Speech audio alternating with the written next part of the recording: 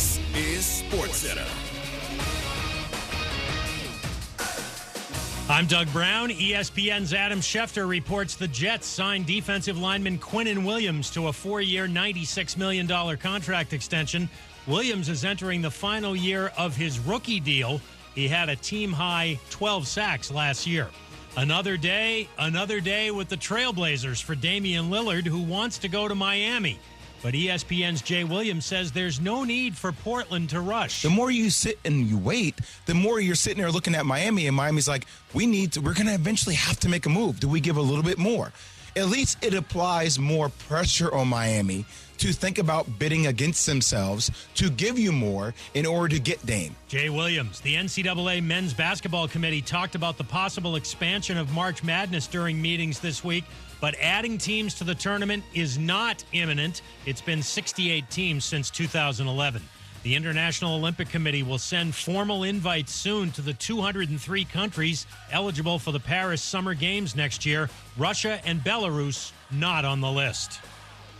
When you're trying to hire, all that searching, screening, and interviewing can become its own job. You need Indeed, the end-to-end hiring solution that makes it easy to attract, interview, and hire quality people. Visit Indeed.com/credit.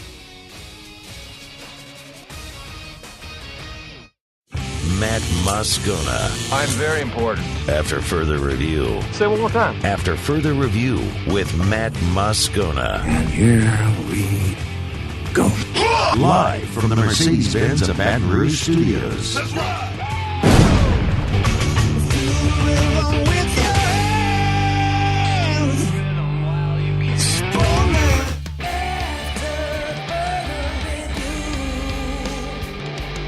And off we go. Welcome aboard. Glad you're with us. AFR, presented by the Aesthetic Medicine and Anti-Aging Clinics of Louisiana. I'm Matt. You're a loser, Matt! Hey, shut up, kid. Paul O'Neill. They're chanting Paul O'Neill's name. Alondra Villarreal.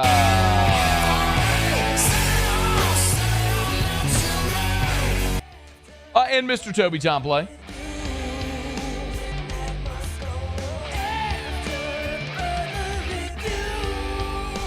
All right. We're here. Glad you are as well. Get out there and make it a good one. Ton to do. We'll get to a little portal roundup here in about 15 minutes from right now. Portal does close today, so sort of a mad dash into and out of the portal for a lot of guys and ladies. But one very interesting name is Luke Hill. Went to Episcopal in Baton Rouge. Just spent his incredible freshman season at Arizona State, and he jumped into the portal today. Luke Hill is going to be with us in 1 hour. And then in hour 3, Stephen Milam is going to join us. He is part of LSU's spectacular 2023 baseball class, a guy who we were keeping an eye on to see if, in fact, he would sign or be drafted and sign, and he is coming to campus. So we will talk to Stephen Milam in hour number 3. But I want to start, though, with what I think was sort of some inadvertent breaking news as a result of what happened up in Evanston, Illinois this week. So this is a very weird connect the dots. Thank you. And let us start where we always start. Thank you, Alondra. It's time to pop the top on another edition of AFR with Bud Light. Drink easy. I was just so eager to jump right into this topic. We do appreciate our friends, of course, at Mockler Beverage and Bud Light, the official beer of AFR. Drink easy in Louisiana. This is a very weird connect the dots. So we all know that there's an opening at Northwestern up in Evanston, Illinois, because Pat Fitzgerald was fired amid hazing controversy. Well, on Wednesday, there was a report that former LSU coach Ed Orgeron was interested in the job. And we, like many others, just all made the same jokes because Ed Orgeron and Northwestern in Illinois, Northwestern in the Big Ten, not Northwestern State, which Ed Orgeron is an alum, that would actually make a ton of sense. But anyway, Ed Orgeron and Northwestern of the Big Ten would mix like oil and water. That's a for very many obvious reasons wouldn't appear to be a great match. Well, hat tip to Sheldon Mickles of The Advocate. I don't know why Sheldon was in Natchitoches, but he was there in Natchitoches, Louisiana, while Ed Orgeron was there, and they caught up. And Ed Orgeron laughed about the Northwestern job, and I said, quote, man, I don't know where they get this stuff, laughing off the report. So he confirmed to Sheldon that he's not interested in the Northwestern job. He also told that to Bruce Feldman of The Athletic. But I think maybe the more interesting part of this is that Ed Orgeron told Sheldon Mickles he's retired from coaching. When asked about possibly coaching again, Ed Orgeron said that he's finished with coaching. He's happy with his life of leisure after working 5 a.m. to 11 p.m. all those years. Quote, I'm done with that, end quote. So Ed Orgeron says he is retired from coaching. Okay, so a few things. First of all, good for Ed Orgeron from this point of view. He did go through the long grind that coaches go through. Okay, like I understand a lot of you are going to listen to me talk about Ed Orgeron with a little bit of a crooked eye, and I understand. It's very obvious. Ed and I didn't have the best relationship when he was the coach here, okay? Let's just state the very obvious. I have nothing personal against Ed Orgeron whatsoever. It was always a matter of opinion on if it was a good fit to be LSU's head football coach, okay? But Ed Orgeron went through the grind that coaches go through. He started as a grad assistant at Northwestern State. Then in 1984, 30 years ago, then was a grad assistant at McNeese. Went up to Arkansas as an assistant strength coordinator for a couple of years. We know then he went down to Miami in the late 80s, early 90s. Found his way out of football after that with some controversy that's been discussed. Got back into coaching at Nichols for 1 year in 1994. Then went up to Syracuse where he was a defensive line coach and then made his way out west to Southern Cal. He was there from 98 to 2004. Part of, obviously, the transition to Pete Carroll and the rise of those great USC programs in the early 2000s. Then he got his opportunity to be a head coach at Ole Miss. We know how that went. He was 10-25. It was a disaster. He went to the New Orleans Saints for a year, then went with Lane Kiffin to Tennessee for a year, then was with Lane Kiffin at Southern Cal again. He became the interim at USC in 2013, was out of coaching for a year in 2014 when he did radio here with Jordy and Derek every Tuesday morning. And then Les Miles hired him to be the defensive line coach, and we know what happened. Interim, then head coach, then you fired out midway through the 2021 season. So my point is, Ed Orgeron followed the path that a lot of these coaches follow that we talk about a lot here. And to have made it through 30 years as a coach, starting from a GA at Northwestern State and ultimately being the head coach of the greatest college football team ever and everything that went in between was a hell of a grind and a hell of a climb, and that deserves a tremendous amount of respect. Ed Orgeron was a phenomenal defensive line coach, one of the best recruiters any of us have ever seen. So, yeah, man, he did a lot in his coaching career, and it ended horribly. Now, I will say now what I said when he got fired. The beginning with Ed Orgeron at LSU was very bumpy with the Matt Canada stuff that happened, turning over coaching staff. The end was a disastrous ball of flames, how it all crashed down. Hiring Bo Pelini without interviewing him. After replacing both coordinators in 2021, he hired two guys that were completely unqualified to do so. We all know the stuff with Ed. And then there was the off-the-field stuff and the scandals that surrounded the program, and then the things that were just embarrassing. We all know what they are, okay? I don't need to rehash every one of them. We all remember everything that happened. But I'll tell you again today what I said then, which was I would take all of the bad, all of it, wanting to fight Matt Canada, trying to fire Canada 2 games into the season, acknowledging he didn't interview assistant coaches, blowing money on assistants that were not qualified, everything, all the stuff.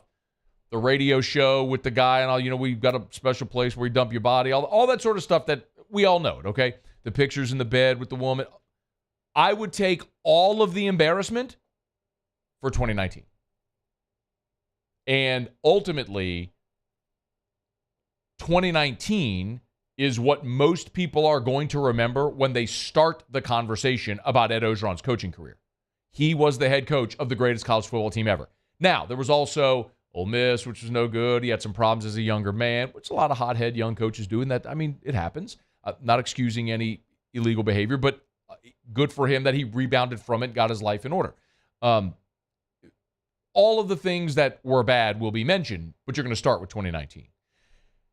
And he also made a giant pile of money, not only coaching, but $16 million, $17 million to not coach when LSU fired him. So he's living a very comfortable life. He told Sheldon Mickles he runs about 4 miles a day. He works out every day. He's happy being retired. He's being a dad to his 3 sons who are all coaching in some way right now. We learned recently that Ed Orgeron is engaged again after his split with his wife, Kelly. He enjoys working out.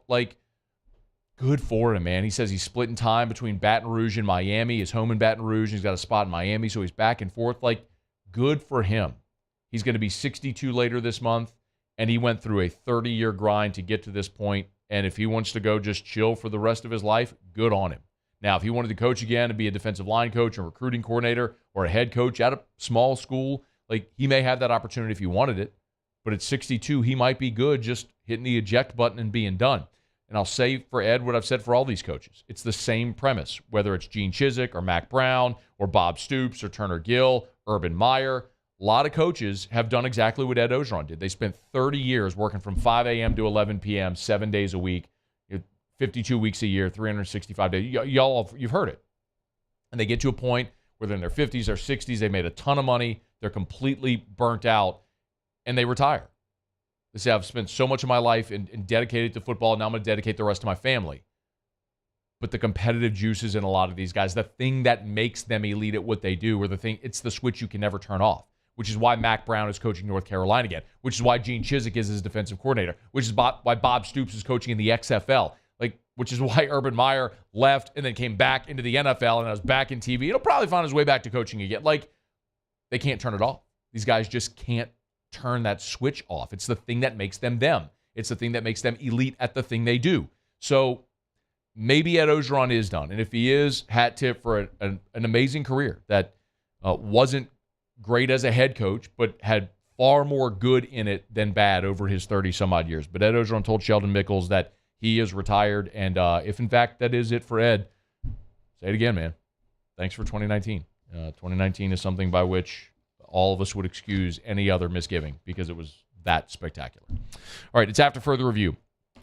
Let me knock out a quick break. Again, Luke Hill is going to join us in 45 minutes. If you missed the story, Luke Hill from Episcopal in Baton Rouge just spent his freshman season at Arizona State where he hit 360 and was their starting shortstop and was incredible. He's in the portal. And LSU's got a very sort of sticky situation with its middle infield. We'll run through that when we come back, but Luke Hill's going to be with us in 45 minutes. Glad to have you hanging out with us here. Of course, our Open Every Day is brought to you by Bud Light. Drink easy in Louisiana with Bud Light. Love telling you about our friends over at Mockler Beverage who have just, over the years, over 4 decades, donated millions of dollars annually to great local organizations and charities and foundations. Of course, Bud Light is partnered with Folds of Honor, so when you see those camouflage aluminum bottles, a portion of every sale is funding scholarships for the children of our fallen war heroes. And Bud Light and Mockler Beverage happy to participate in that as well. $21 million raised over the last 13 years. Incredible. Drink easy in Louisiana with Bud Light. All right, it's after further review. Let me knock out a quick break. We'll come back, and we'll do the portal roundup. I'll give you some tidbits on everything we know today as it pertains to the transfer portal as the portal deadline comes and goes today. Stick around with us. It's AFR. AFR. Get Gordon and get it done. Gordon McKernan Injury Attorneys. Listen, if you've been injured in an accident, you need representation. I tell you every day. Go to getgordon.com, getgordon.com. But also, what I continue to remind you as well, and I've told you about for such a long time, is that the charitable arm of Gordon McKernan Injury Attorneys is Gordon Gives. So go to gordongives.com, gordongives.com. This is where you see often the bike giveaway, the family food giveaways during Thanksgiving and other holidays, Breast Cancer Awareness Month, whenever they make donations there. Well, this is a fun one. Of course, Gordon and the G team were so much fun to watch on the run to Omaha, to and through Omaha. And at the championship celebration, you saw the members of the G team wearing the 8888 hats. Of course, the 8,888 Jell-O shots that Gordon bought. Well, they're giving away the hats. If you want one, go to GordonGives.com, GordonGives.com, sign up, and you could get your own hat there. Get Gordon, get it done. Follow us on Twitter at 1045ESPN to cast your vote in the Citizens Bank and Trust Poll of the Day. Vote daily inside Off the Bench, live at lunch on Palmer. And after further review, Citizens Bank and Trust brings you the Poll of the Day via Twitter at 1045ESPN. Get 3.99% financing on select 2023 models at Corval Toyota in Opelousas. And we also have a large selection of pre-owned inventory. So come on down to Happy Town. That's Corval Toyota in Opelousas, Happy Town, USA. When is a taco more than just a taco? When it's Government Taco. Voted best tacos 3 years in a row by 225 Magazine, Government Taco puts the most delicious spin on tacos the capital area has ever seen. With creative combinations like the Magna Carrot, the Filibuster, or the Steak of the Union. Plus perfect tortilla chips paired with the best salsa and queso you've ever had. And happy hour every day from 3 to 6 p.m. and all day on Thursday. Government Taco, 5621 Government Street. When it comes to ending cancer, we push forward, always working together for you.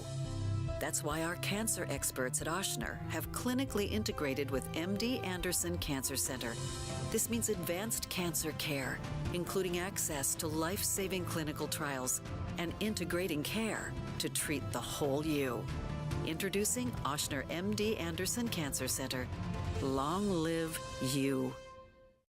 The world's leaders in obesity research, obesity medicine, and obesity science are right here. We're doing something that no one's ever done, or trying to answer a question that no one's ever asked before. Pennington is a real jewel when it comes to research.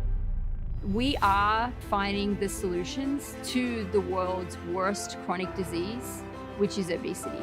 Louisiana needs Pennington Biomedical.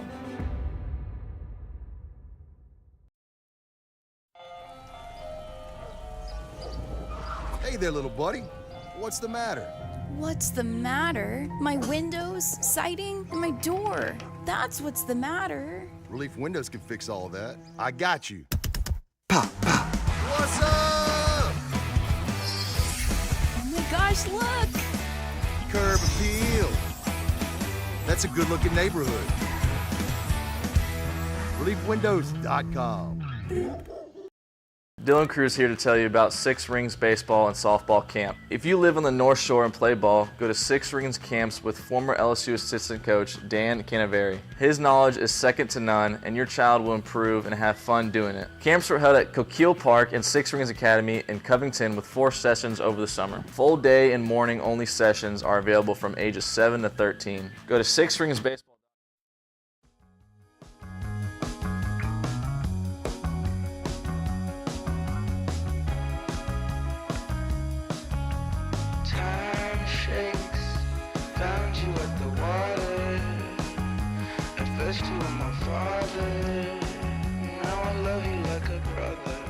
After further review with Matt Moscona, presented by the Aesthetic Medicine and Anti-Aging Clinics of Louisiana, Baton Rouge, Lafayette, and online at theantiagingclinics.com.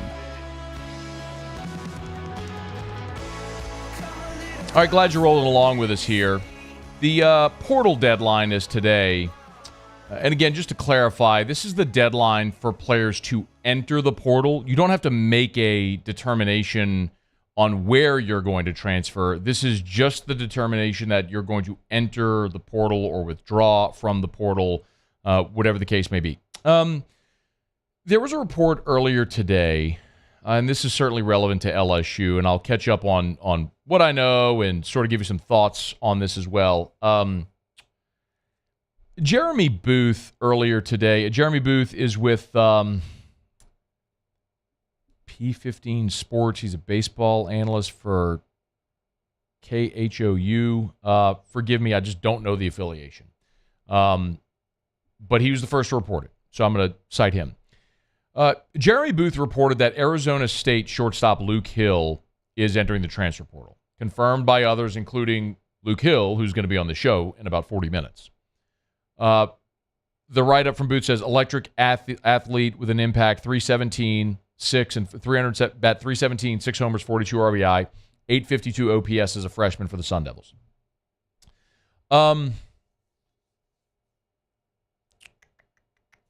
This is pretty fascinating, and I'll run through why. So Luke Hill went to Episcopal here in Baton Rouge, and as I recall the story, the way his recruitment went, he didn't really have SEC offers. And Arizona State was the team, the Power 5 team that gave him the opportunity. So he went there and crushed it his freshman year. Became the starting shortstop, hit 317, and it's really good. Really, really good.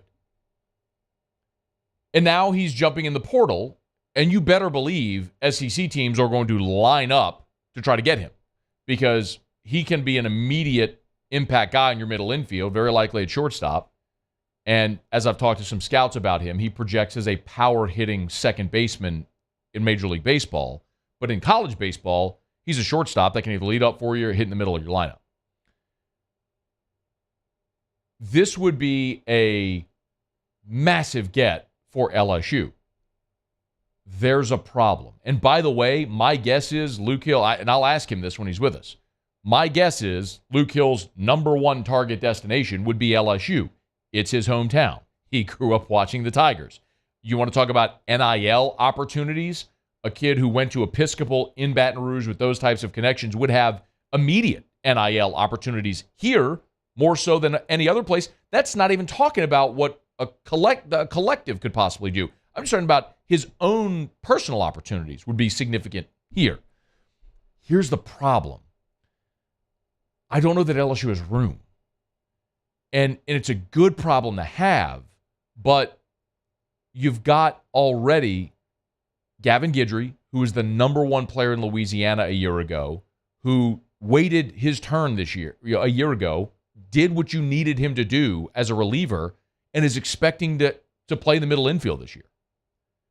You've got Stephen Milam, who we're going to have on the show in hour number 3, but that's a guy who was one of the gems of this recruiting class, who's coming here from who did not sign, who's coming here from New Mexico in a similar vein that Guidry did a year ago. You brought in Michael Braswell from South Carolina via the portal, his bat isn't really there, but defensively very good in the middle infield. And then you've also got Ben Napolt there as well. Today is the portal deadline. So if you brought in Luke Hill, let's say in a couple of days, well, the portal's closed. Any of those guys that may want to leave now don't have the opportunity. So you're kind of stuck there.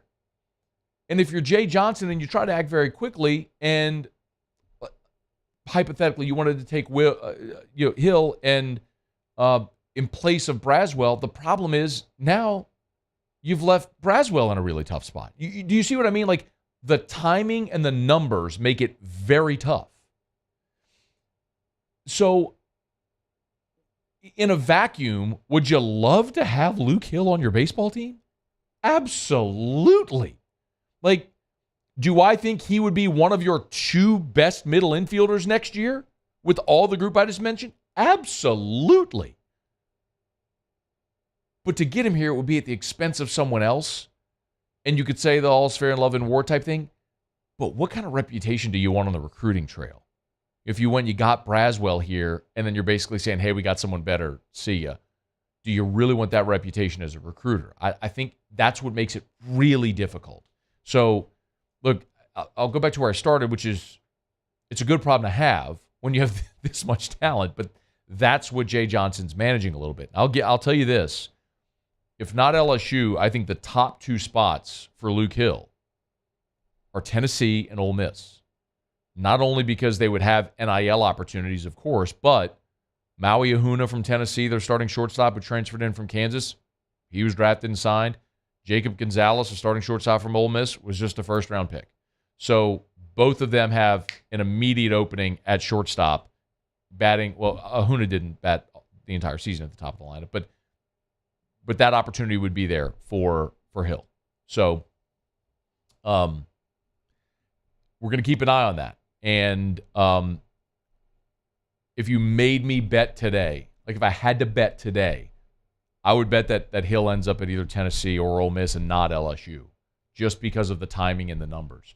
Like a best case scenario, quite honestly, would be if Hill went back to Arizona State for another year and jumped in the portal next year and came to LSU. Like that would be a best case for LSU. Maybe not for Luke Hill, but for LSU. So we're going to keep an eye on that. That's a big one.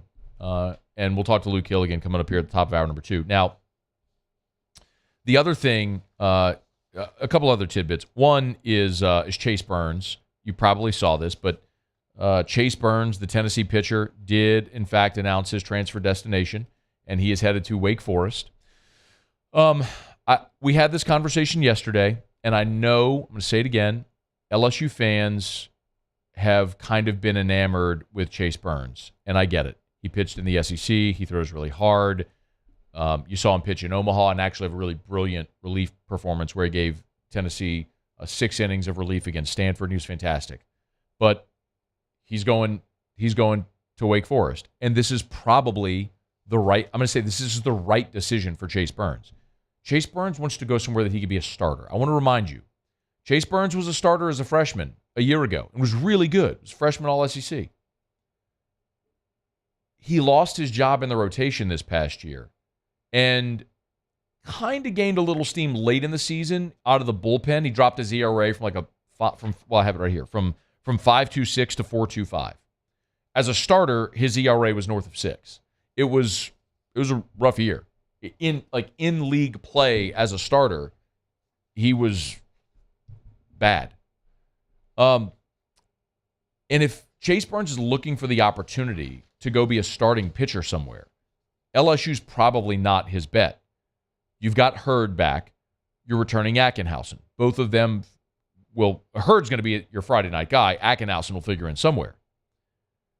Javen Coleman could be back. I know he was drafted by the Dodgers, and I told you the number. I was told he got $500,000, but as was said to me, they still have some stuff to work out between Coleman and the Dodgers to make sure that he actually signs. So that's a little asterisk there. Christian Little's announced he's coming back. And then that whole class from a year ago, guys you didn't see, Newt, Appleby, Moffitt. What do you do with Gavin Guidry this year? You've already added Lore and Jump out of the portal, both of whom you would presume are vying for starting jobs. You're hosting Luke Holman from Alabama, who was Alabama's Friday night guy this year, who would look to be your 2 or 3 if he joins LSU. And then behind that, we got news that Cameron Johnson, the lefty from IMG, who we talked a ton about throughout the draft, his dad confirmed it that Cameron Johnson's coming to LSU. He's enrolling. He's coming to school, and he'll be here for 3 years. That's a lefty that throws 95. He's going to have a role on this team. Cameron Johnson, by the way, if you're wondering for context, Cameron Johnson was the 11th overall player in the class of 2023. He now becomes the highest-ranked prospect ever to come to LSU. Now, provided he makes it, and he's still got a little ways to go, but Dylan Cruz, for what it's worth, was ranked 13th when he came to Baton Rouge. So you're talking about literally a guy that was ranked higher than Dylan Cruz showing up on campus. So he'll have a role. My point is, where do you put Chase Burns? Chase Burns made the right decision for him. He's going to have a better opportunity to be in the rotation next year at Wake Forest than he would at LSU. So that's fine. And I'll say it again, Braden Montgomery is the name you need to watch, because Braden Montgomery is a guy who's in the portal from Stanford. He's with Team USA right now. You're not going to expect to hear anything from him for at least another week while he finishes the summer with Team USA. And if you get Montgomery here, that's a switch hitter with power. That's going to be your starting right fielder day one and will probably close games for you because he throws 98. So, again, I understand that people were so locked in on Chase Burns, and this isn't sour grapes because he picked Wake Forest. We had this conversation yesterday on this show. I'm telling you, Jay Johnson has a really good problem on his hand, which is you're so loaded, you literally look at Chase Burns and go, I know you throw 102. I don't know where I put you. Like that's a really clear illustration of what this roster is right now. So how middle infield plays out is going to be fascinating. How Jay Johnson and his staff, you figure all this out. Luke Hill will be with us in 30 minutes, and Stephen Milam will be with us in hour number 3. We'll talk to a couple of guys. Hill's in the portal. Milam is coming to campus, so we'll get through all that as we move through the show today. All right, we're glad you're with us. We're brought to you by Shawbills Tire and Auto Service. ShawBillsTire.com. ShawBillsTire.com. Remember, Shawbills is hiring. You want to work for a locally owned company that's been around for more than 50 years, that treats their employees like family, that has the best benefits in the industry, whether you've got a ton of experience in auto service or you just like to learn. They're willing to teach you. It's Shawbills. ShawBillsTire.com. Remember, go to the website, hit the promotions tab. You'll see all of the great specials they have all summer long on name brand tires. BF Goodrich, Michelin, Firestone, Bridgestone. They got them all cheaper than anyone at Shawbills. ShawBillsTire.com. ShawBillsTire.com. Shawbills, where we keep you rolling. Okay, y'all. It's after further review. We'll go around the SEC when we come back. And if you missed it, last evening we got the news, very sort of odd news, that former LSU linebacker Demario Tolan, who left LSU in January and transferred to Auburn, is no longer with the Auburn football program. We'll tell you what you know. We'll tell you what we know when we come back. We're glad to have you with us here on a Thursday edition of AFR. AFR.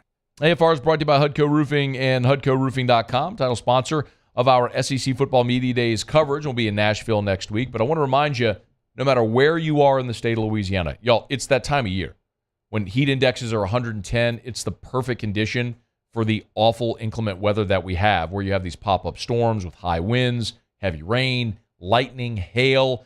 So our inspectors all over the state are seeing so much roof damage from hail and other storms. If you've had an inclement storm, a heavy, severe storm come through your area, which is basically everywhere in the state, let us give you a free, no-obligation roofing inspection.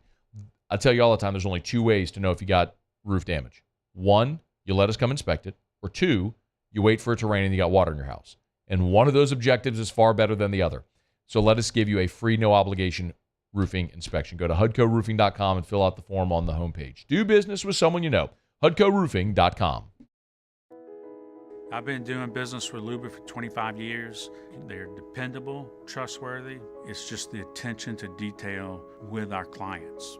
Our folks have years and years of experience.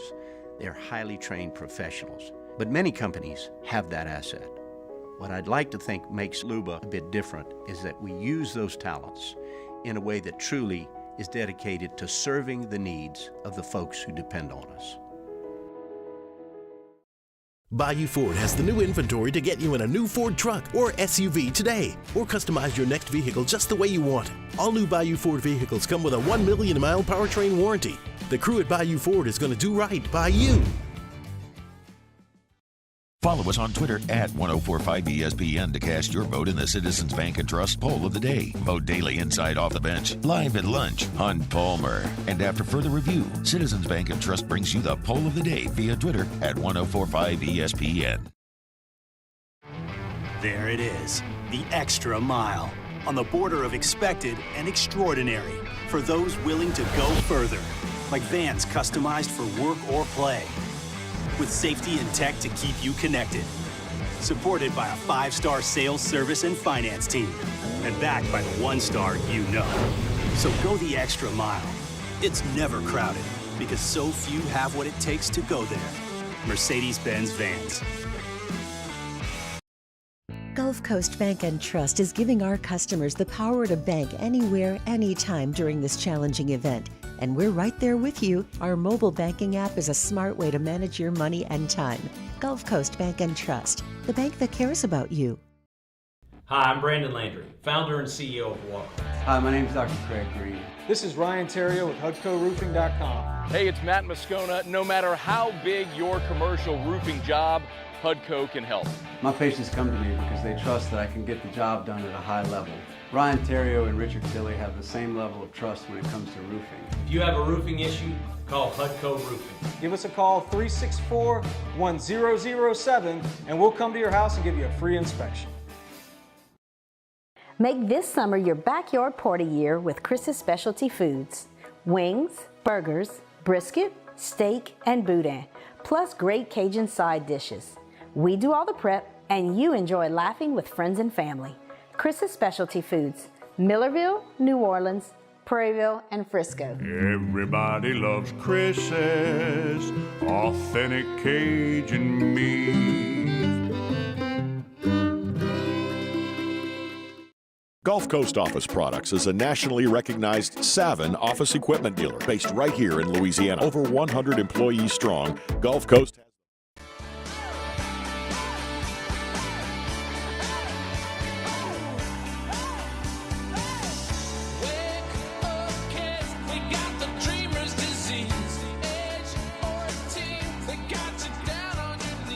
After further review with Matt Moscona, presented by the Aesthetic Medicine and Anti-Aging Clinics of Louisiana, Baton Rouge, Lafayette, and online at theantiagingclinics.com. So I'm not a super huge fan of the ESPYs, in large part because in sports you have winners.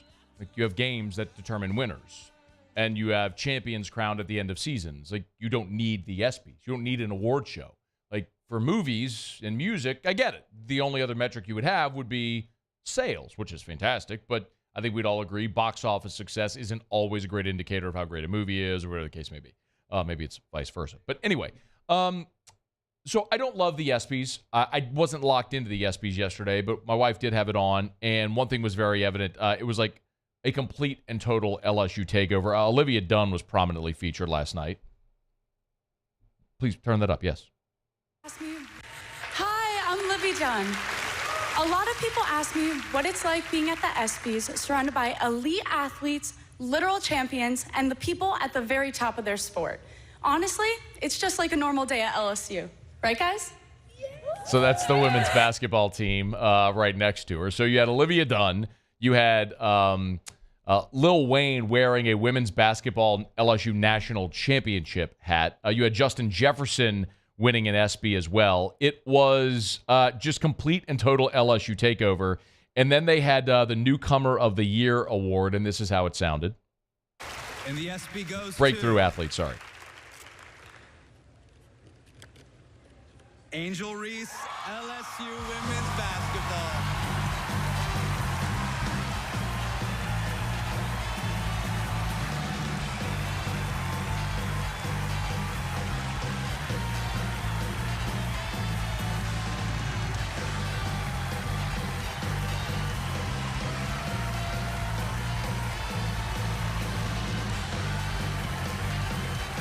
She's walking up to the stage. She's about to give her speech. Here it is. Oh, my God.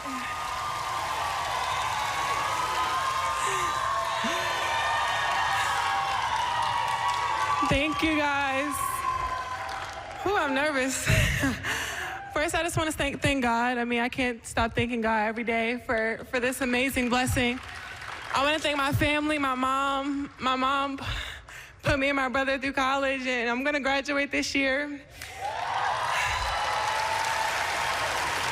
And I just want to thank LSU, my family, my teammates, my coaches, Kim Mulkey, everybody that helped me. I mean, last year I transferred from University of Maryland and came to LSU, and I just joined the family. So I just want to say thank you, and another natty is coming, period. So she said another natty is coming and did the "you can't see me" gesture as well. So I believe her, by the way. I do think this year's team will be better than last year's team, especially adding Haley Van Lith. But a couple of things. Number one, Angel Reese is a great example of why the transfer portal is a good thing. And Angel Reese is the best example of why NIL is a great thing. Sometimes people are better off transferring. You pick a spot when you're 17, 18 years old thinking it's best for you. You go live a year of your life and you realize, no, this wasn't the best thing for me. It's okay to transfer. That's one. But two, I mean, Angel Reese, the average WNBA salary this year is $113,000. It's the average WNBA salary this year. Angel Reese has an NIL valuation of more than $1 million. There is literally no point in her life ever when she will be a more valuable personality than right now. And before NIL, she would have never been able to capitalize on that. Because of NIL, she can. And there's no reason why she shouldn't. Most of the people that push back against NIL, it's the thought of buying players. And while I can certainly understand your point of view there, my point will continue to be if someone has value, market value that someone's willing to pay, okay. I mean, as a free market capitalist, I'm totally good with that. But I do understand competitively why some worry about that. I don't agree, but I understand the concern. As far as Angel Reese, this is why NIL exists. She quite literally, overnight, went from someone who was known in women's college basketball to internationally known overnight. Literally overnight. I mean, she was being parodied on SNL. I mean, she had Keith Olbermann calling her an effing idiot and then apologizing because he's the effing idiot. She was on not just sports shows, but news shows and on every outlet everywhere, unavoidable. Like, she became internationally famous in one day. Yes, she should be able to capitalize on that international fame, and good for her that she's doing it. Good that NIL exists.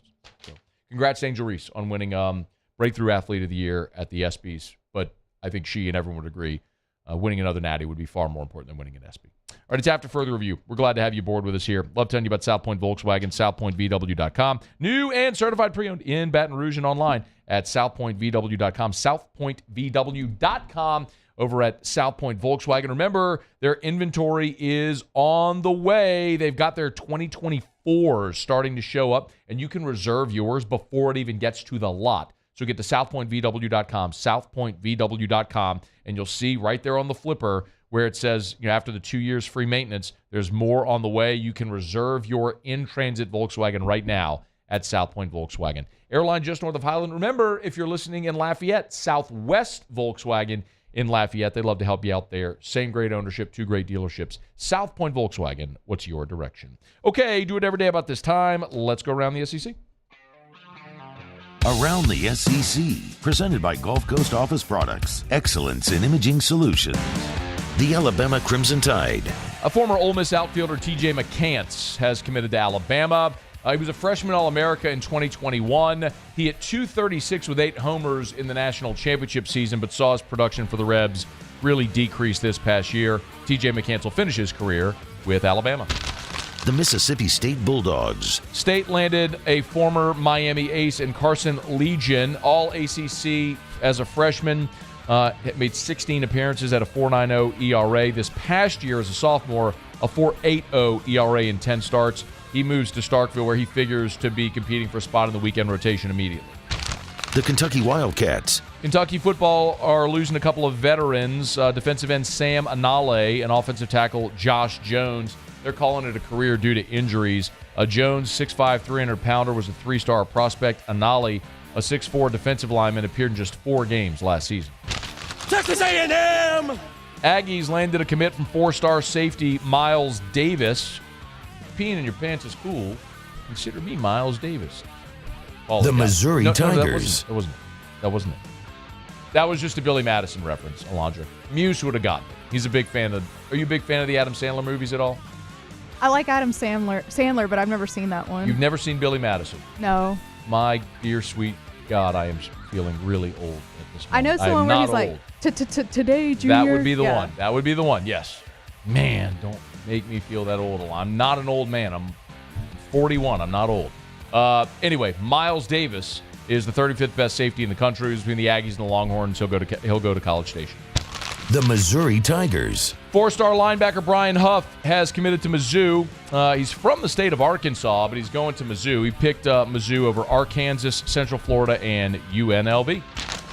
The Tennessee Volunteers. And a little hardwood news here. Chris Ledlam will not play for Tennessee this season after all. He's a 6'6" small forward. Spent last year at Harvard. He averaged 18 and 8 for Harvard. Jumped in the portal, committed to Tennessee, but now has re-entered the transfer portal. Initially had offers from Indiana and St. John's. Okay, there you have it. That is Around the SEC, presented by Gulf Coast Office Products. Shout out to our guy Trey Beal and our friends at Gulf Coast Office Products. You know where to find them, gcopnet.com. gcopnet.com for Gulf Coast Office Products, the official office equipment provider of the LSU Tigers, the New Orleans Saints, and the New Orleans Pelicans, and the ULL Raging Cajuns. It's Gulf Coast Office Products. LSU basketball announced today that they're headed to the Bahamas. That's pretty cool. So if you're not familiar, every 4 years, a college basketball team can go on an international tour. Like the year Ben Simmons was here, LSU went to Australia, if you remember that. They made a couple of trips to Italy. They've gone to, where else have they gone? Canada a couple of times. I'm trying to see if there's anything else, any of that I remember. Remember Australia, Canada, Italy a couple times. Anyway, so LSU men's basketball will be in the Bahamas in August 6th through 12th. And the real benefit of this is that when you're going to take one of these tours, you can do it once every 4 years. You get to practice for 10 days before you leave. So for Matt McMahon, sort of remaking his roster, he's going to get 10 days of practice, then the Bahamas tour before they start preparation for this coming season. So, I mean, you added Jordan Wright and Carlos Stewart, Jalen Cook's back. You added Hunter Dean, Damian Collins, Will Baker, Trace Young. I mean, you had so many transfers. New squad. This would be a great opportunity for this squad to figure out a little bit about themselves before they hit the hardwood for this coming season. Year 2 under Matt McMahon, with tons of expectations with the way every other coach seems to be doing in year 2 right now. All right, it's after further review. Let me knock out a quick break. When we come back, I do want to get to this Demario Tolan story in case you missed it. The former LSU linebacker who transferred to Auburn back in January has left Auburn. I'll tell you what we know when we come back at AFR. AFR. Love telling you about Pluckers, Nicholson, Bluebonnet, dine-in, carry-out, or delivery. Baseball's second half about to get cranked back up. So if you're going to watch your favorite team like Paulie and I, our favorite team, the Braves, who never sacrifice bunt, told you that yesterday, the Braves, only team in baseball history not to issue one sacrifice bunt in the first half of the season. Did it each of the last 2 years. We're going to go watch our Bravos, Paulie, you and me. We're going to Pluckers. Nicholson just south of campus. Bluebonnet right in front of the Mall of Louisiana. 28 flavors of award-winning jumbo chicken wings, ice-cold draft beer, full-service bar, sports on TV. Y'all, if it's MLB second half, as we get closer to football season, maybe it's some international cricket or croquet or something that you love to watch, high-a-lie. Maybe it's, I don't know, Jimmy Ott's going to Del Mar to watch the ponies. You want to watch horse racing? They got it for you at Pluckers. Whatever sport you want to watch, they'll have it on TV if it's on TV somewhere in the world, and you can watch it while eating wings and drinking beer at Pluckers if you don't like our wings. We'll give you the bird. I'm Chris Nakamoto, and here's what we're working on for our stories on WBRZ Channel 2 tonight. The district attorney is weighing in on a plan to give 50 prisoners sentenced to death a chance to get their sentences reduced. He says it's putting prosecutors across the state in a bind. The DA says rushing the process is not only unfair to prosecutors who have to prepare arguments, but it also blindsides the families of the victims. I'm Chris Nakamoto from WBRZ. Watch more tonight on WBRZ Channel 2.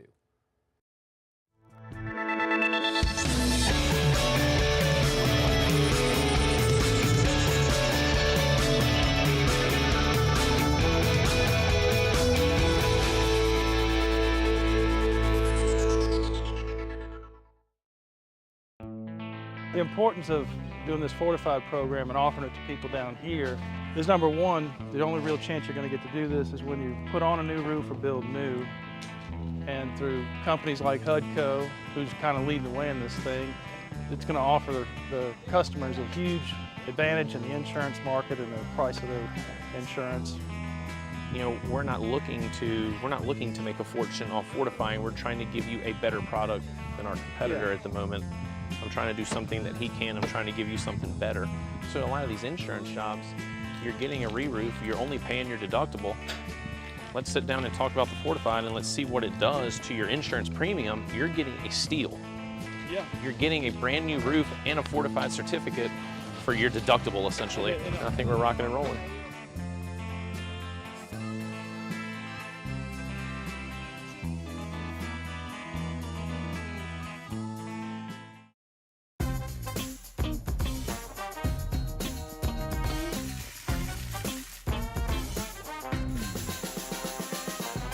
The best kept secret in town is out. Discover Tallulah at the Renaissance Hotel on Bluebonnet. When is a taco more than just a taco? When it's Government Taco. Voted best tacos 3 years in a row by 225 Magazine, Government Taco puts the most delicious spin on tacos the capital area has ever seen. With creative combinations like the Magna Carrot, the Filibuster, or the Steak of the Union. Plus perfect tortilla chips paired with the best salsa and queso you've ever had. And happy hour every day from 3 to 6 p.m. and all day on Thursday. Government Taco, 5621 Government Street. There it is, the extra mile, on the border of expected and extraordinary, for those willing to go further, like vans customized for work or play, with safety and tech to keep you connected, supported by a 5-star sales, service, and finance team, and backed by the 1-star you know. So go the extra mile. It's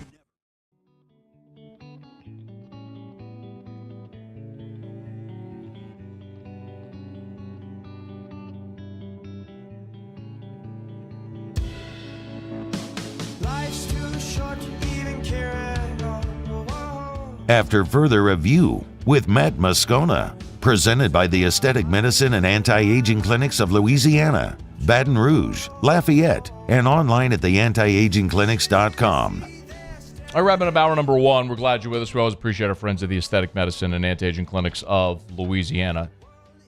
You probably saw this story that Demario Tolan is no longer with the Auburn football team. It was first reported by AL.com.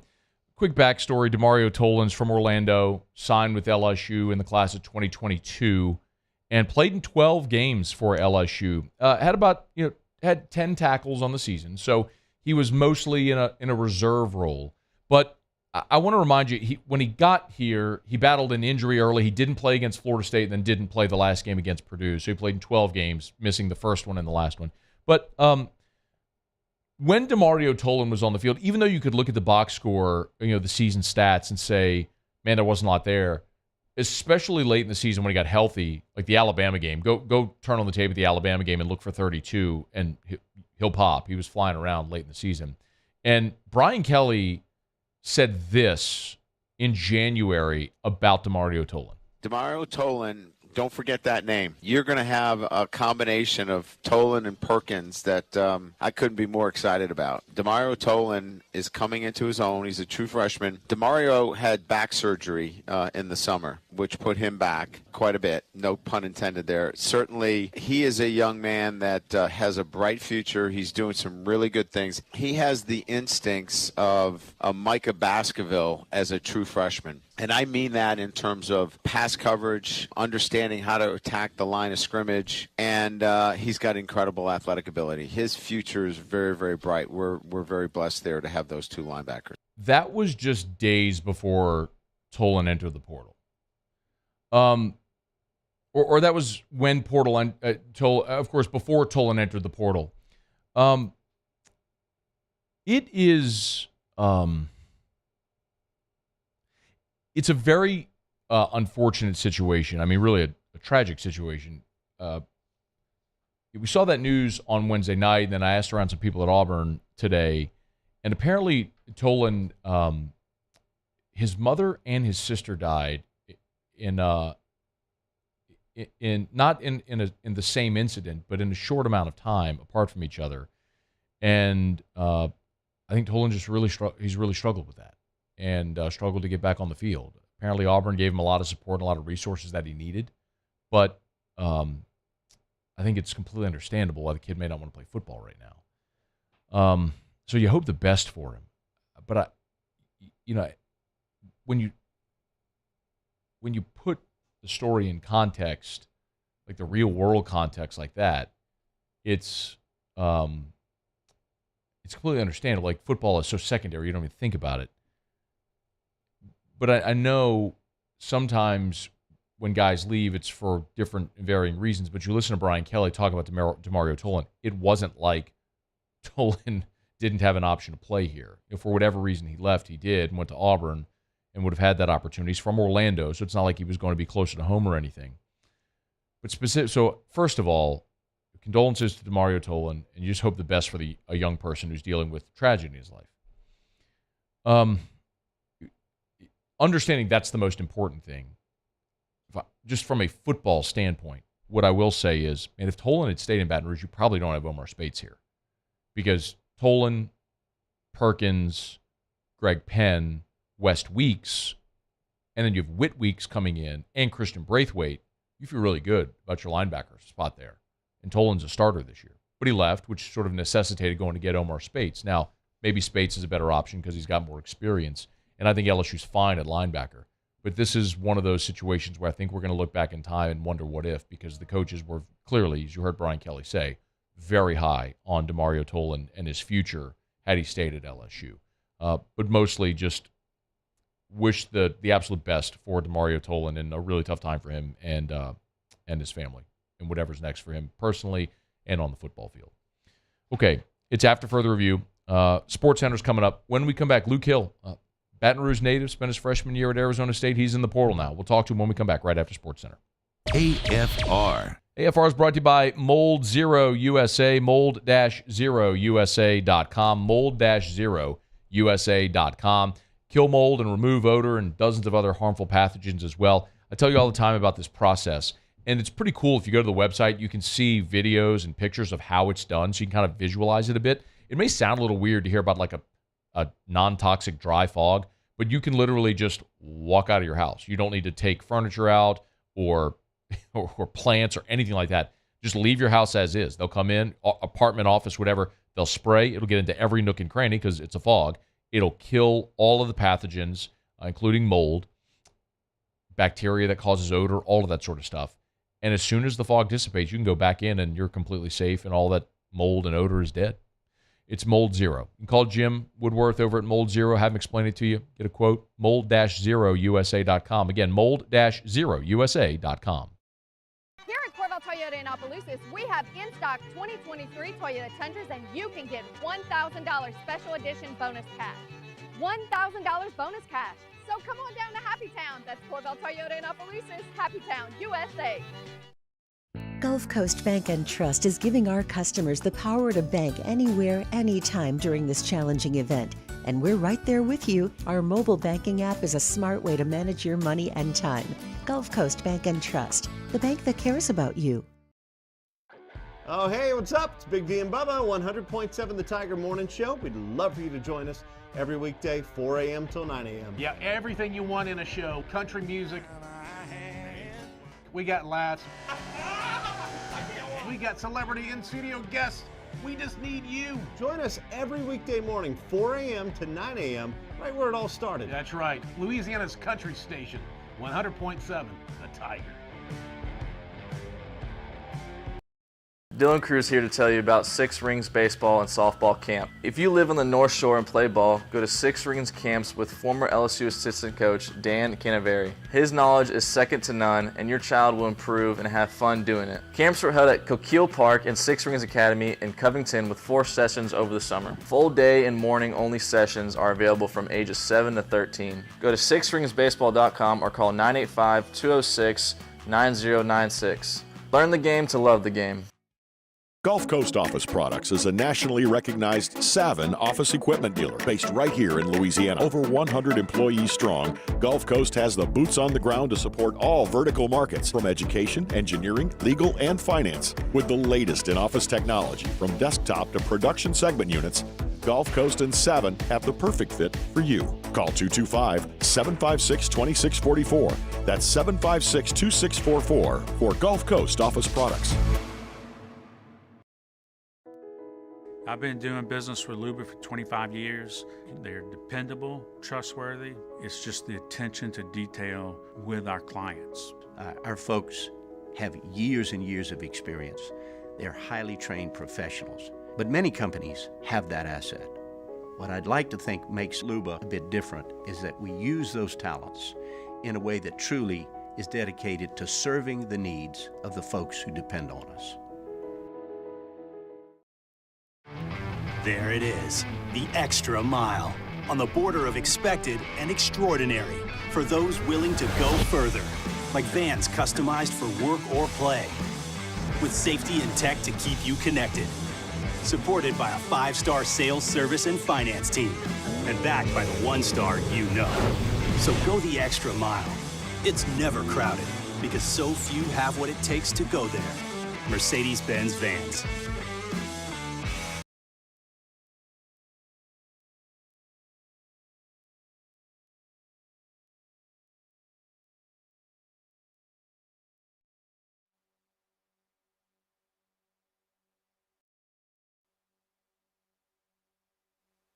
This is SportsCenter.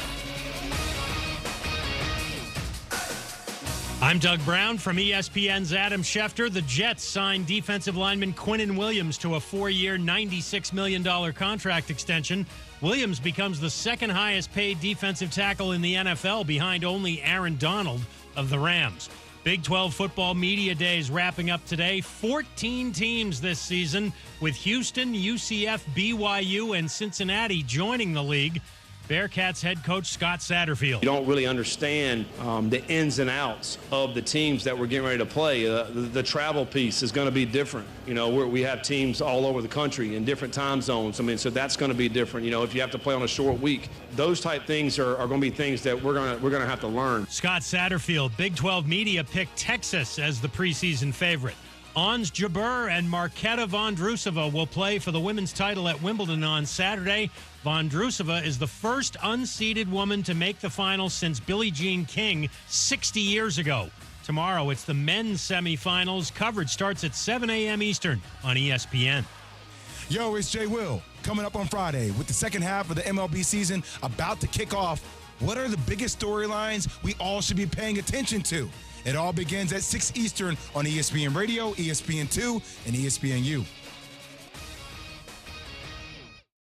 Matt Moscona. I'm very important. After further review. Say it one more time. After further review with Matt Moscona. And here we go. Live from the Mercedes-Benz of Baton Rouge Studios. Let's ride.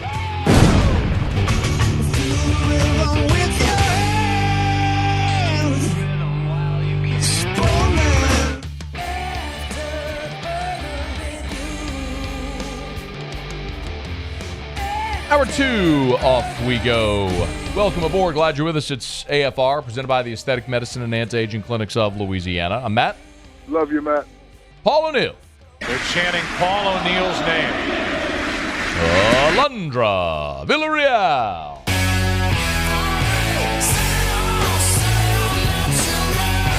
And Mr. Toby Tomplay.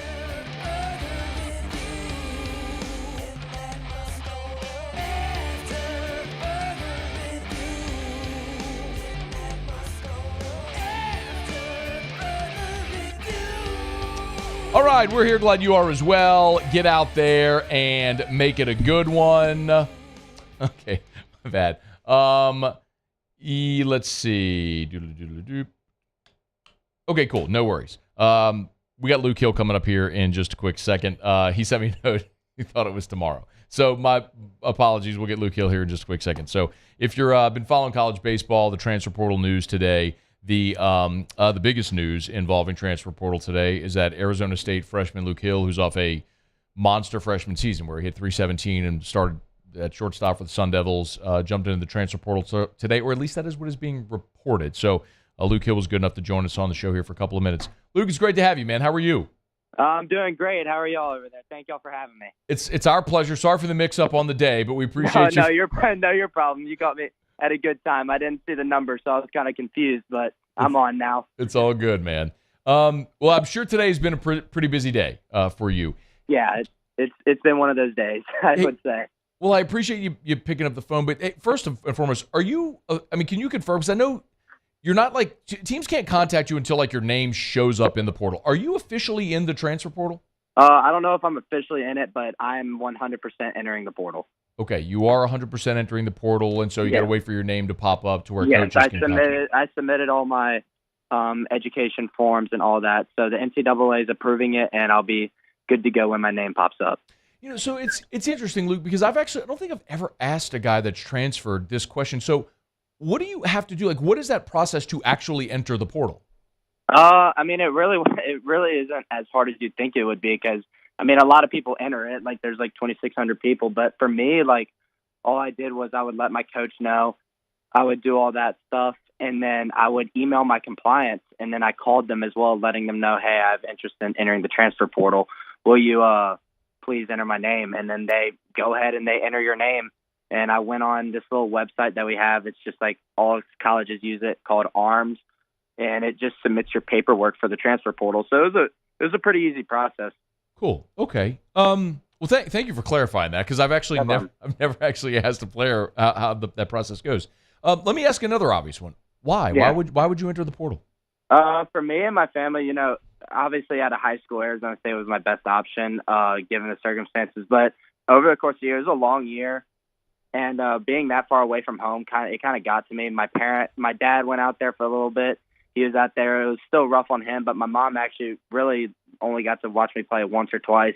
And, I always told her I wanted her to be at the games. So I just wanted to be somewhere close to home and have her there.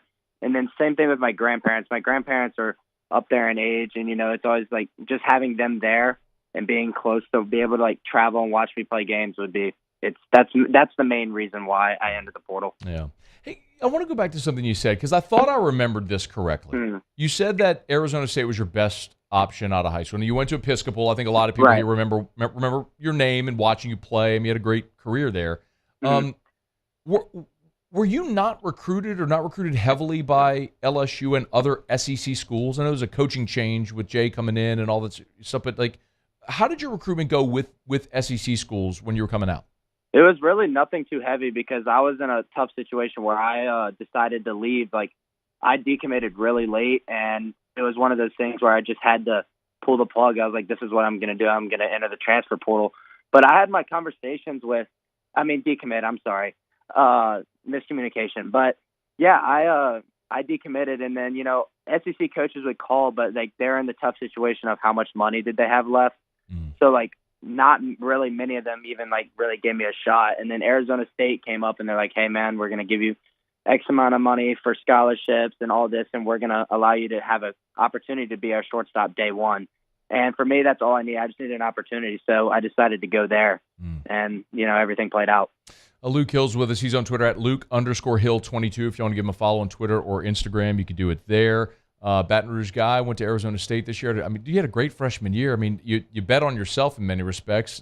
Did you feel like you accomplished what you wanted to in year one there at Arizona State? I'm content with what I did, but not really. I'm not really, I could have done so much better. That looking back at it, there's so many things that I could have changed. Just simple things like your approach and how you attack certain situations. But overall, if you were to tell me, like, if you were to give me the results of how my freshman season went at Arizona State before I even entered, I would be really content with what happened. Did what MLB teams scouted you to? Like, did you have pro options coming out of high school last year as well? Yes, I did. I had a couple offers in the draft, but they were nowhere near like the number that I wanted out of high school in order to go. For me, like the biggest ones were the Dodgers, the Red Sox, and the Padres. Those are the three biggest ones that like showed the most interest in me out of high school, but we couldn't really come to a deal before the draft, so I decided to go to college. Yeah. I mean, we're seeing a lot of that, Luke, like guys betting on themselves, playing in college because the college experience. Actually, let me just ask you, it's like, what is your perspective on going through 3 years of college as opposed to signing as a 17, 18-year-old and starting a minor league career? Do it. Go to college. It really, for me, like, looking back at it, if I were to decide to go out of high school, I just would have not been ready at all. You learn a lot about yourself, like when you're off kind of on, it's like your first sense of like kind of being on your own in college. I was in a dorm, but like for a lot of guys, you're living on your own. You have to do it with your own stuff. You're on your own for practice.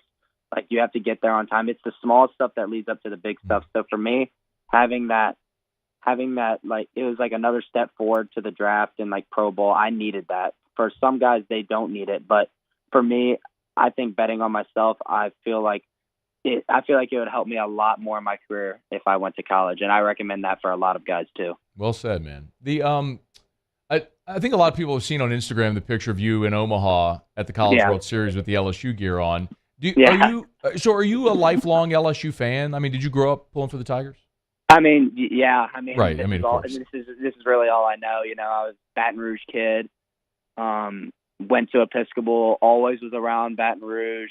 Always went to the games growing up. Like I remember watching Bregman. But I was a big football fan growing up. Like My dad has videos of me at the football game. So, yeah, I'm a lifelong LSU fan. Regardless of what college that I'm at, I'm always going to have purple and gold in me. So, are you friends with any guys on – because obviously you played against a lot of the Louisiana guys. Are you friends with any guys on the LSU team right I'm now? friends with, like, some of, like, the people that are in my class. Like, I played with a couple, like, growing up, and I know a couple that are on the team right now. So, yeah, I'm friends with a couple of the guys. So where we started was if you were officially in the portal, and you said you're 100% going in, but don't know if your name's popped up. So what I do know is that coaches can't contact you until your name shows up in the portal. So have you had contact with any schools yet? No, not officially, no. I mean, my Twitter will blow up, like people telling me where to go. And they'll be like, oh, I know Luke's going to X school. I'll be like, yep, you definitely know, because I don't know. What so you did mention though the opportunity to come closer to home. The SEC footprint would make a lot of sense. I would assume that if the option is there, LSU would be your number one choice. Am I assuming too much? I mean, I'm gonna leave that up for grabs right now. I mean, any school kind of has equal and fair game. You know, me and my family we prefer certain schools and stuff like that. But right now we're open to anything, just because the portal's like so new. I mean, I announced it like this morning, so we're open to anything right now. Do you have a timeline that you'd like to make a decision?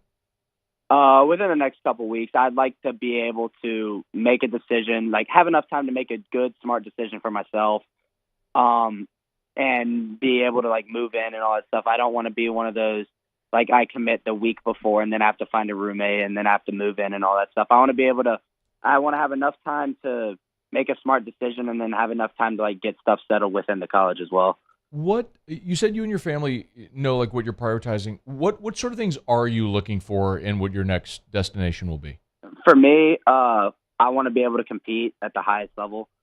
Like when I went to Omaha, it was fun being there, and I knew that I could play in that atmosphere. So being around that situation was really fun. And then, like I said, just being close to home, having the opportunity to have my friends and family there watching. I understand when pro ball comes around, it'll be a little bit different, but you know, having those guys around you right now, I mean, it means a lot to me. So, but those are the two biggest things for me. And then also just playing. Like, I love to play baseball, so anywhere that I could play and be a good option for them, I'd love to be at. Is returning to Arizona State an option at all for you? No, as of right now, it's not going to happen. Okay. He is Luke Hill. Now, I guess I could say former Arizona State Sun Devil, hitting the portal today, an Episcopal guy who a lot of people in Baton Rouge know him well, man. Hey, look, especially considering we got crossways on the day, I do appreciate you picking up the phone and taking a couple of minutes today, man. And you know, we'll be wishing you luck, whatever is next, man. We'll keep in touch, okay? All right, sounds good. Thank you for having me. Thank you. Our pleasure. That is Luke Hill. You can again follow him on Twitter. He's at Luke_Hill22. At Luke_Hill22 on Twitter.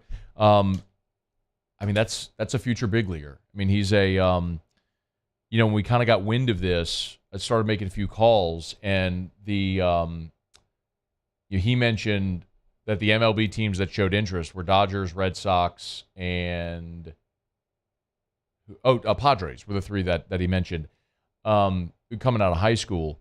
And I made a couple calls today, and the feedback that I got on Hill is he is going to be a power-hitting second baseman at the major league level. But as he'd mentioned, he had been committed, decommitted late in the process, and at the point he decommitted, there wasn't enough spots, scholarship money available, whatever the case may have been, that Arizona State was his best option. So he went, he crushed it this year as a freshman. And, you know, now looking for what the next opportunity is. And I'll say it again, like, I am sure, I'll put it to you this way. In a vacuum, would you love to have Luke Hill at LSU? Absolutely.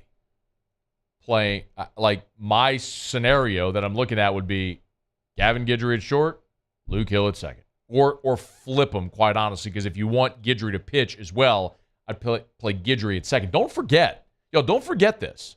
Gavin Guidry turned down two different $2 million offers in last year's draft as a shortstop. It's not like he's a chump. You just had a senior in Gavin Dugas and a junior in Jordan Thompson, who's a 3-year starter, and he made his impact felt the way he could on the mound.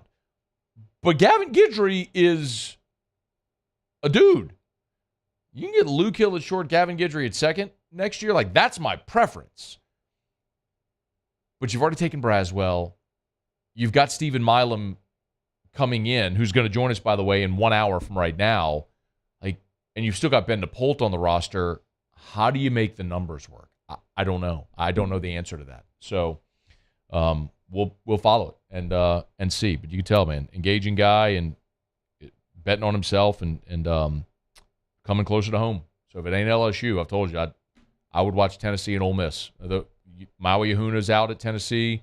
Jacob Gonzalez got drafted from Ole Miss. They got their starting shortstop job is open at two great programs that could offer them that opportunity. So we'll keep an eye on it. Thanks to Luke Hill for a couple of minutes. Okay, let me knock out a quick break. Talk some Who Dat when we come back at AFR. AFR. Man, it is 110 degrees outside. It's like, say that out loud and think about it. A heat index of 110. It's so ridiculous. Well, it's hard for your AC to keep up, and sometimes our AC doesn't keep up. And when you have an issue with your AC, call our friends at River City's 1 Hour Air. Jason Hendricks did that, and he sent this 5-star Google review. He said River City's 1 Hour Air was early for the appointment and called to ask if they could come early. Brandon came the last time I had the AC serviced. He's a great technician and very professional, very knowledgeable, and walked me through everything. Not only on time, but early for Jason Hendricks. It's River City's 1 Hour Air. If you're having issues with your home central AC, trust a local company that's been in business for more than 40 years, helping Baton Rouge residents make sure their homes stay cool and comfortable during these warm summer months. River City's 1 Hour Air. Look for the big yellow vans and trucks with the giant clock on the side. It's River City's 1 Hour Air. 752-0001, 752-0001, where they're always on time or you don't pay a dime. Follow us on Twitter at 1045ESPN to cast your vote in the Citizens Bank and Trust poll of the day. Vote daily inside Off the Bench, live at lunch, Hunt Palmer. And after further review, Citizens Bank and Trust brings you the poll of the day via Twitter at 1045ESPN. There it is, the extra mile. On the border of expected and extraordinary. For those willing to go further. Like vans customized for work or play. With safety and tech to keep you connected. Supported by a 5-star sales, service, and finance team. And backed by the 1-star you know. So go the extra mile. It's never crowded because so few have what it takes to go there. Mercedes-Benz Vans. Hello, Samantha, dear, I hope you're feeling fine. And it won't be long until I'm with you all the time. But until then, I spend my money up right down on my last dime. Come on, live Baton Rouge.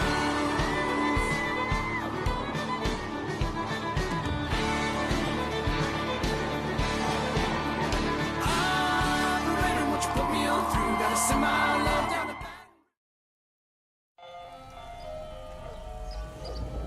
Hey there, little buddy. What's the matter? What's the matter? My windows, siding, and my door. That's what's the matter. Relief Windows can fix all of that. I got you. Pop, pop. What's up? Oh my gosh, look! Curb appeal. That's a good-looking neighborhood. ReliefWindows.com.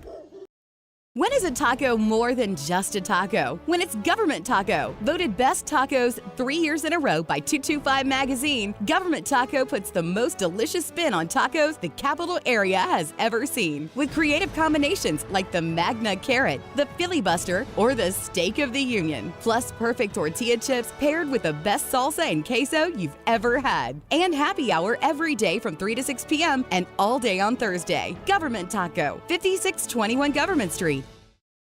Dylan Cruz here to tell you about Six Rings Baseball and Softball Camp. If you live on the North Shore and play ball, go to Six Rings Camps with former LSU assistant coach Dan Canaveri. His knowledge is second to none, and your child will improve and have fun doing it. Camps were held at Coquille Park and Six Rings Academy in Covington with 4 sessions over the summer. Full day and morning only sessions are available from ages 7 to 13. Go to sixringsbaseball.com or call 985-206-9096. Learn the game to love the game. Gulf Coast Bank and Trust is giving our customers the power to bank anywhere, anytime during this challenging event. And we're right there with you. Our mobile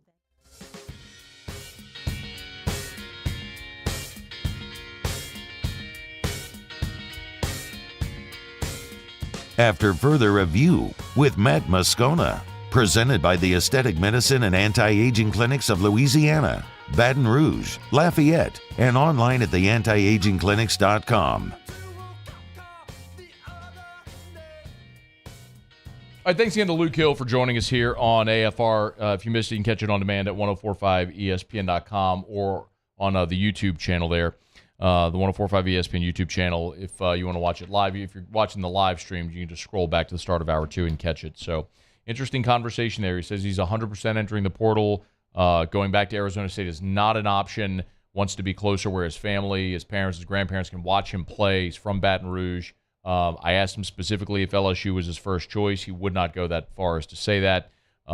Until his name pops up, teams can't formally contact him yet. So his name is not officially popped up into the portal. So wait and see. But it says he wants to make a decision here within a couple of weeks because he wants to get that part over so he can get on campus to wherever is going to be next for him. So that's one we will follow very closely because LSU would figure to be in the mix. But again, I'm going to give you this sort of forewarning to keep in mind.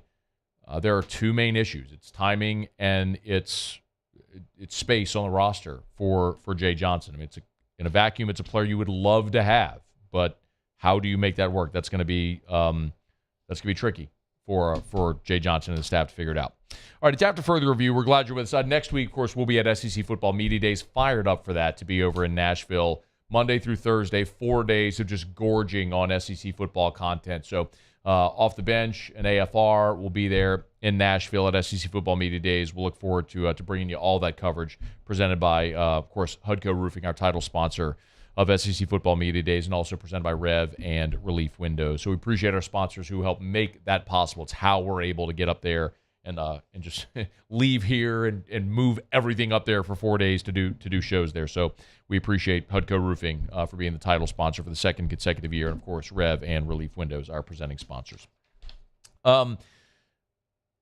And when we get back, the Saints are going to be reporting for training camp. It's incredible that it's already here, but July 25th, man. July 25th, the Saints rookies are going to report for camp. A week later, the full roster will be there, and then right after that, we'll be looking at the first preseason game of the season. Like, it's here. I'm giddy thinking about it. Football season's here.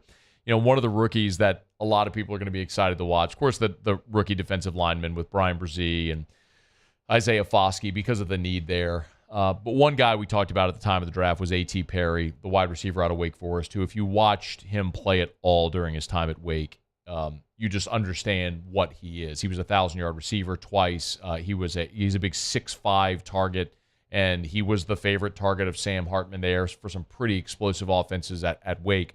I still don't know how he fell into round 6, and given all of that, it wasn't surprising at all when I ran across this. It was a website. It might have been Bleacher Report or something linked to me, and it was a list of bold predictions for training camps in the NFL as training camps are about to get underway, and one of them was Saints wide receiver A.T. Perry exceeds expectations and earns a big role.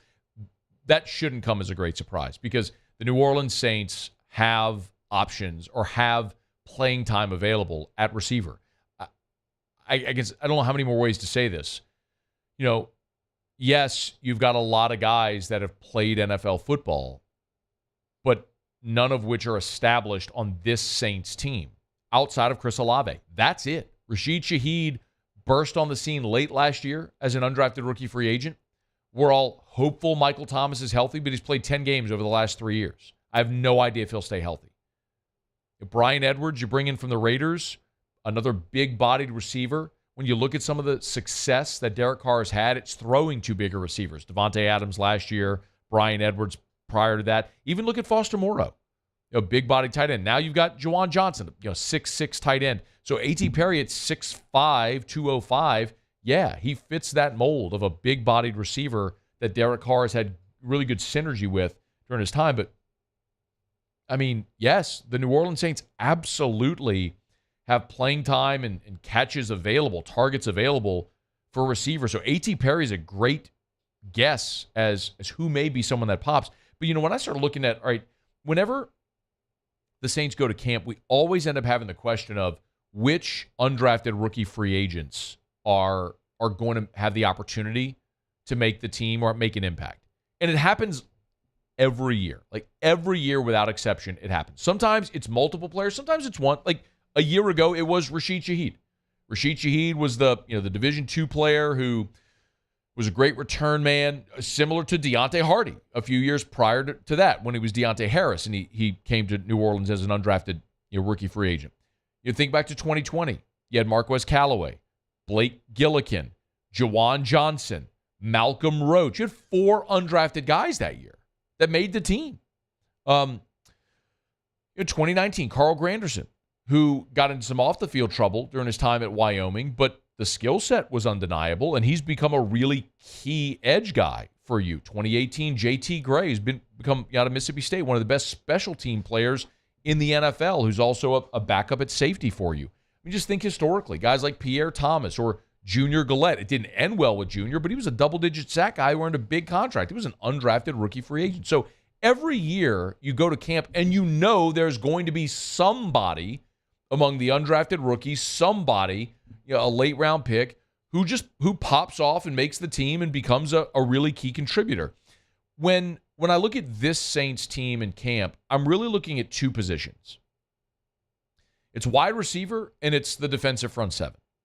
Now, we just talked about wide receiver and why that makes a lot of sense as a projection for a guy like A.T. Perry or, quite honestly, anybody in that receiver group that's looking to earn a spot because, man, there's the one certainty. I mean, I would say, I don't know if you agree with this, but I would say there is one certainty at wide receiver, and it's Chris Olave.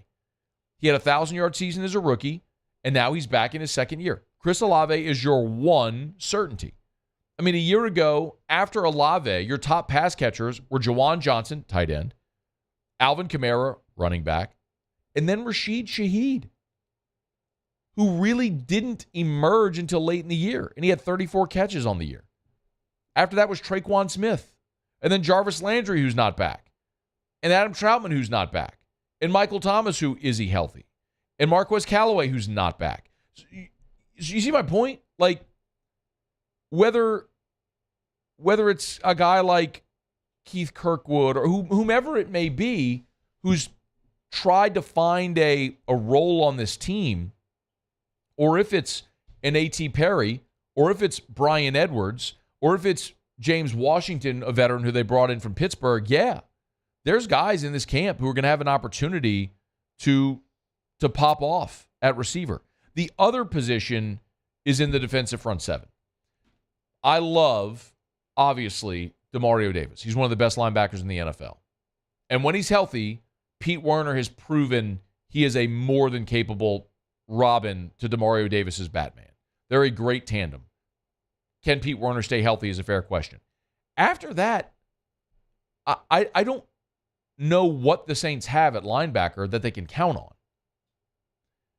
And I would say the same on the defensive line. Now, you spent money in free agency at defensive tackle because you had to. Because you saw Onyemata leave. You saw your top 3 interior defensive linemen leave. So, Shai Tuttle's gone.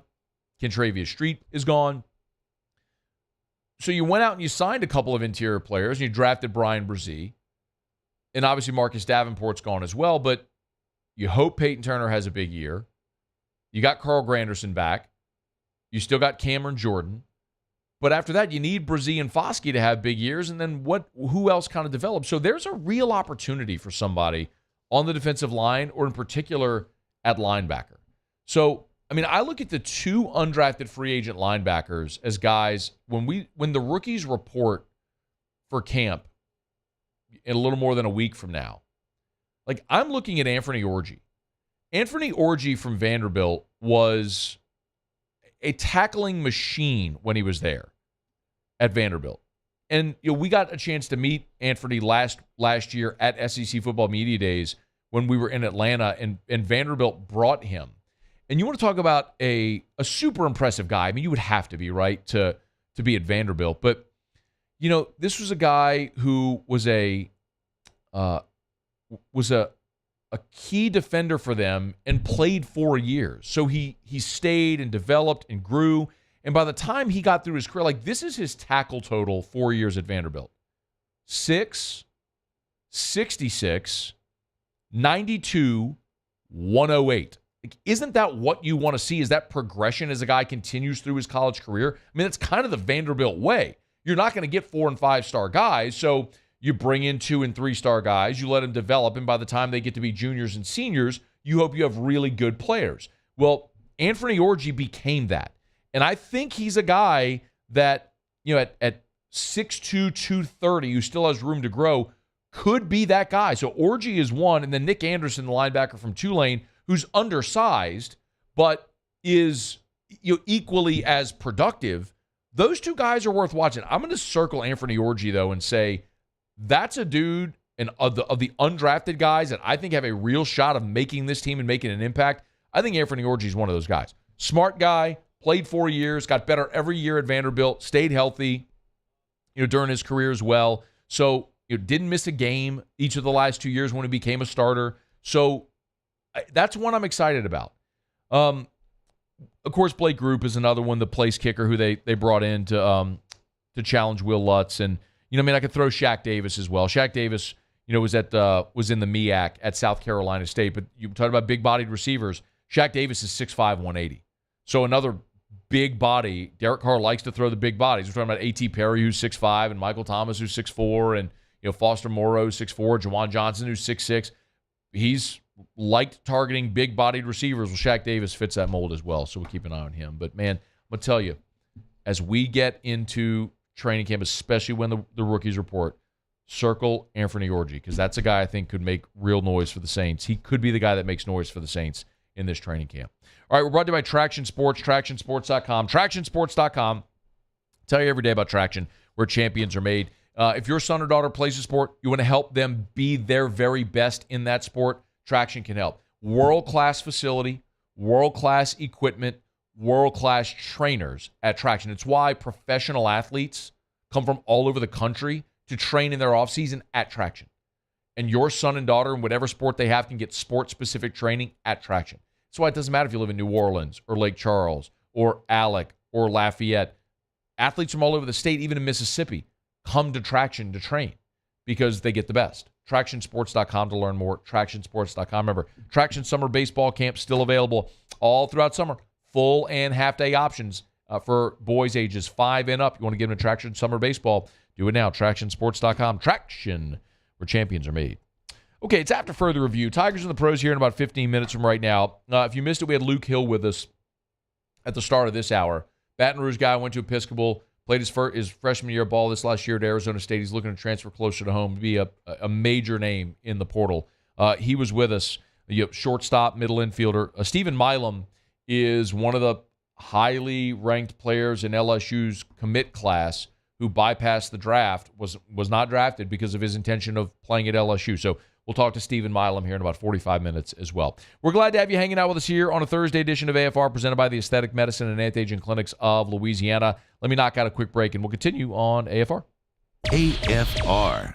Brought to you by Rouse's, the official supermarket of the New Orleans Saints. Rouse's.com. Rouse's.com. Love telling you about Rouse's, and always love telling you when they got great deals at Rouse's. You can always go check out the weekly specials at Rouse's. Just go to the website. You can hit the weekly special or the ad right there. But right now, they've got the 4-day sale over at Rouse's, which starts today. It's the 4-day sale, which runs through Sunday over at Rouse's. Some amazing buys. How about this? The value pack of chicken thighs and drumsticks, only 67 cents a pound.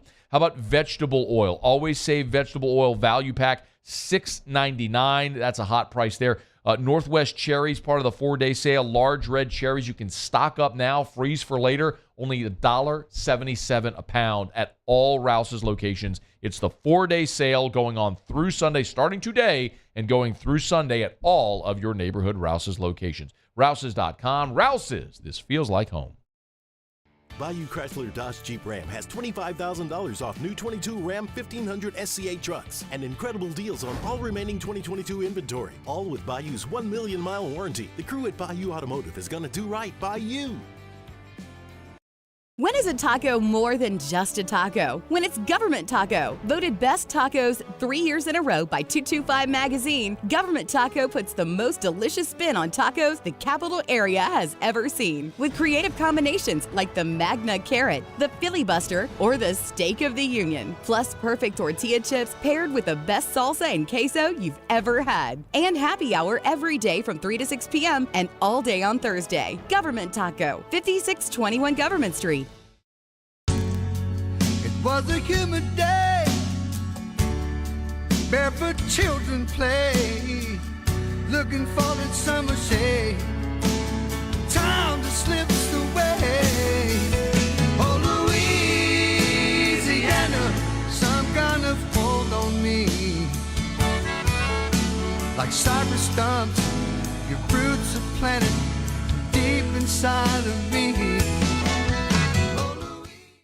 Gulf Coast Office Products is a nationally recognized Savin office equipment dealer based right here in Louisiana. Over 100 employees strong, Gulf Coast has the boots on the ground to support all vertical markets, from education, engineering, legal, and finance. With the latest in office technology, from desktop to production segment units, Gulf Coast and Savin have the perfect fit for you. Call 225-756-2644. That's 756-2644 for Gulf Coast Office Products. I've been doing business with Luba for 25 years. They're dependable, trustworthy. It's just the attention to detail with our clients. Our folks have years and years of experience. They're highly trained professionals. But many companies have that asset. What I'd like to think makes Luba a bit different is that we use those talents in a way that truly is dedicated to serving the needs of the folks who depend on us. There it is, the extra mile, on the border of expected and extraordinary for those willing to go further, like vans customized for work or play, with safety and tech to keep you connected, supported by a 5-star sales, service, and finance team, and backed by the 1-star you know. So go the extra mile. It's never crowded, because so few have what it takes to go there. Mercedes-Benz Vans.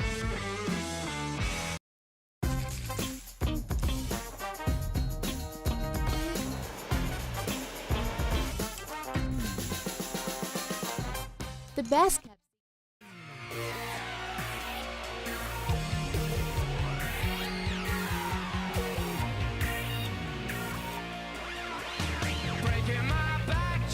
After further review with Matt Moscona, presented by the Aesthetic Medicine and Anti-Aging Clinics of Louisiana, Baton Rouge, Lafayette, and online at theantiagingclinics.com.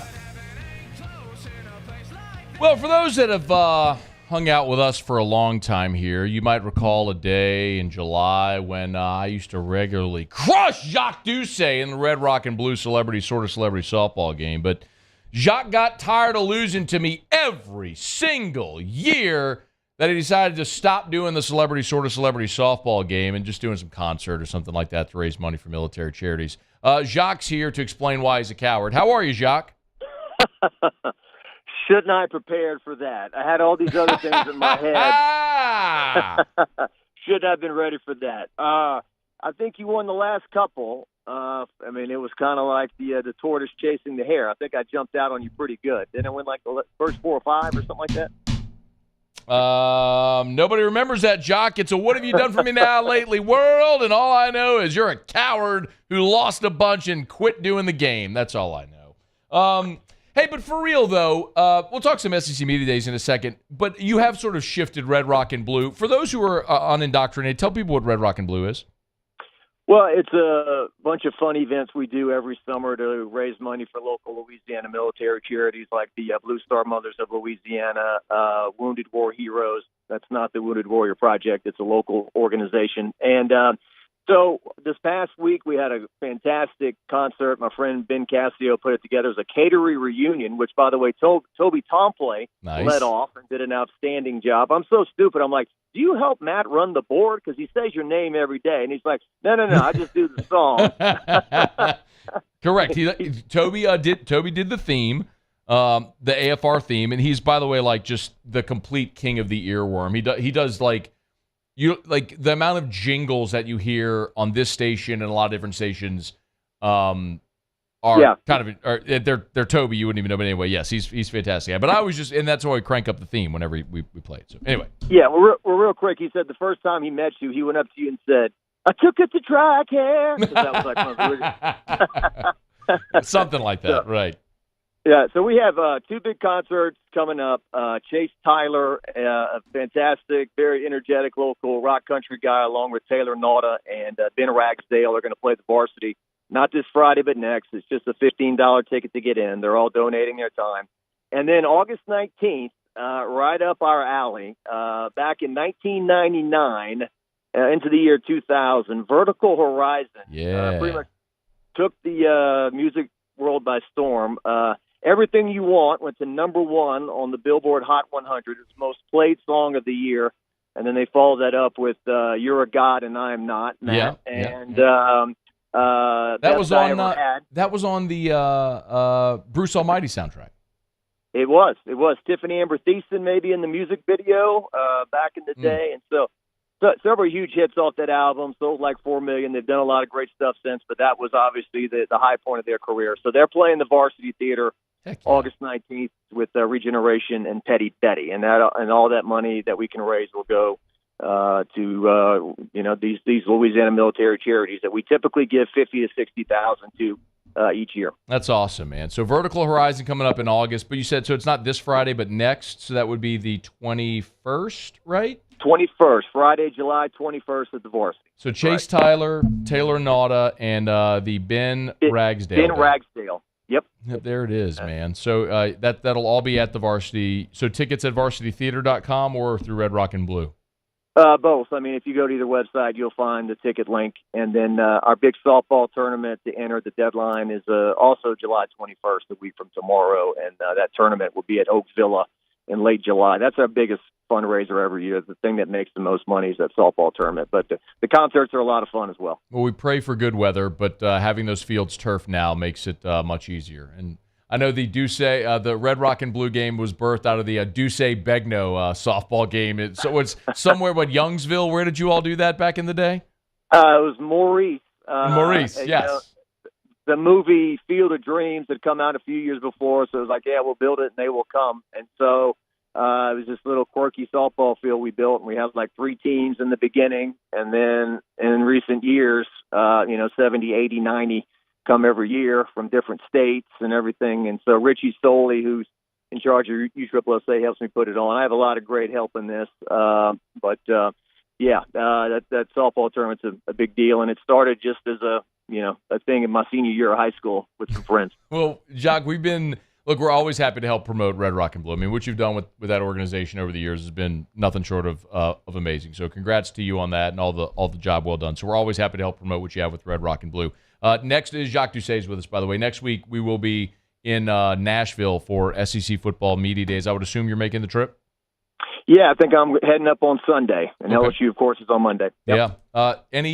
Everyone always asks, headlines, storylines that you're looking forward to? Anything that jumps off the page when you think about it for next week?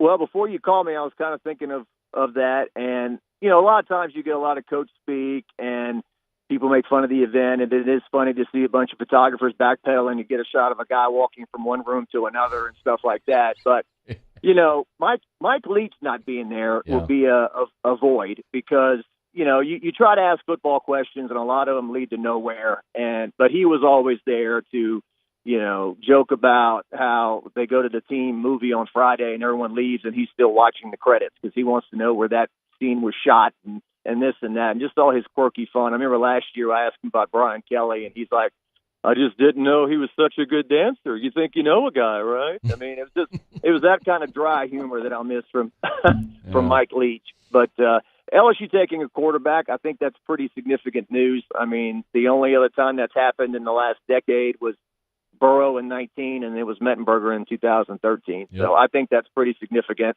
Josh Williams, if you wanted to create a student athlete in the lab, it'd be him. I think he's already graduated with like a 3.8 GPA in business, and I think is the favorite to be the 18 this year, and was the leading rusher last year. So I think Brian Kelly will be asked once not a million times. Well, Ken Mulkey won. Jay Johnson won. So, Coach, how about you? That's going to be this year's version of the fake accent question, I think. But I think LSU's going to be picked to win the West or close. I think it's a toss-up between them and Alabama, and then obviously Georgia will be picked to win the East and the overall champion. But I enjoy it. I mean, you enjoy it too, don't you? I mean, isn't it that first shot of adrenaline? Yeah, man. It's in the middle of July, you get to go just binge on SEC football for a week. Hell yeah, I enjoy it. It's a lot of work. I always tell people, like, don't feel bad for me. We're not digging ditches or building the railroad or anything. But I mean, especially on Radio Row, I mean, it's a 4-day sprint because you eat what you kill. They're like, nobody's guaranteed to come to your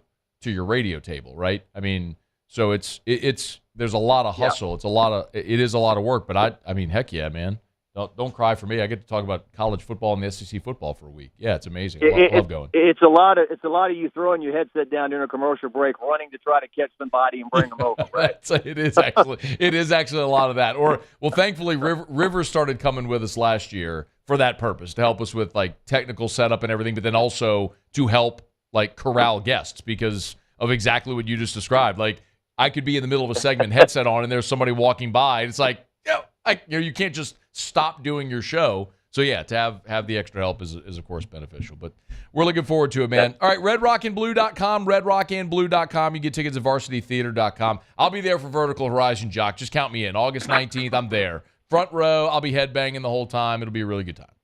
I can't wait. This is how we will reunite for Red, Rock, and Blue without the celebrity game. Well, it'll be a united front enjoying Vertical Horizon. Well, actually, I'm going to correct myself because maybe a decade ago I might have been in the front. Now I'm going to be on the balcony in the very plush, posh with the catered and the bar and all. That's where I'll be. Just make sure I have a very comfortable chair up there atop the balcony, Jacques. Hey, we're getting them on stage like at 9:30. The days of the headliner coming on after midnight doesn't work for people our age, right? Fair enough. Thank you. Yes, thank you. That would be magnificent. All right, Jacques, thanks, man. We appreciate it. Thanks for having me, Matt. Appreciate it. That's Jacques Ducey. Jacques has done a great job with Red, Rock, and Blue over the years. I mean, it's from what he described, like building a field in Maurice, Louisiana, which is in Acadiana, where Jacques from, to what it has become with all the events and everything, raising money for Louisiana military charities is pretty awesome. So congrats to Jacques. We're always happy to help him promote. All right, let me knock out our final break here of hour number 2. We'll do Tigers and the Pros when we wrap up hour number 2 next. AFR. AFR is brought to you by the Renaissance Hotel in Baton Rouge, right there on Bluebonnet. You know where it is. It's a gorgeous property, a 4-diamond hotel right there on Bluebonnet near I-10.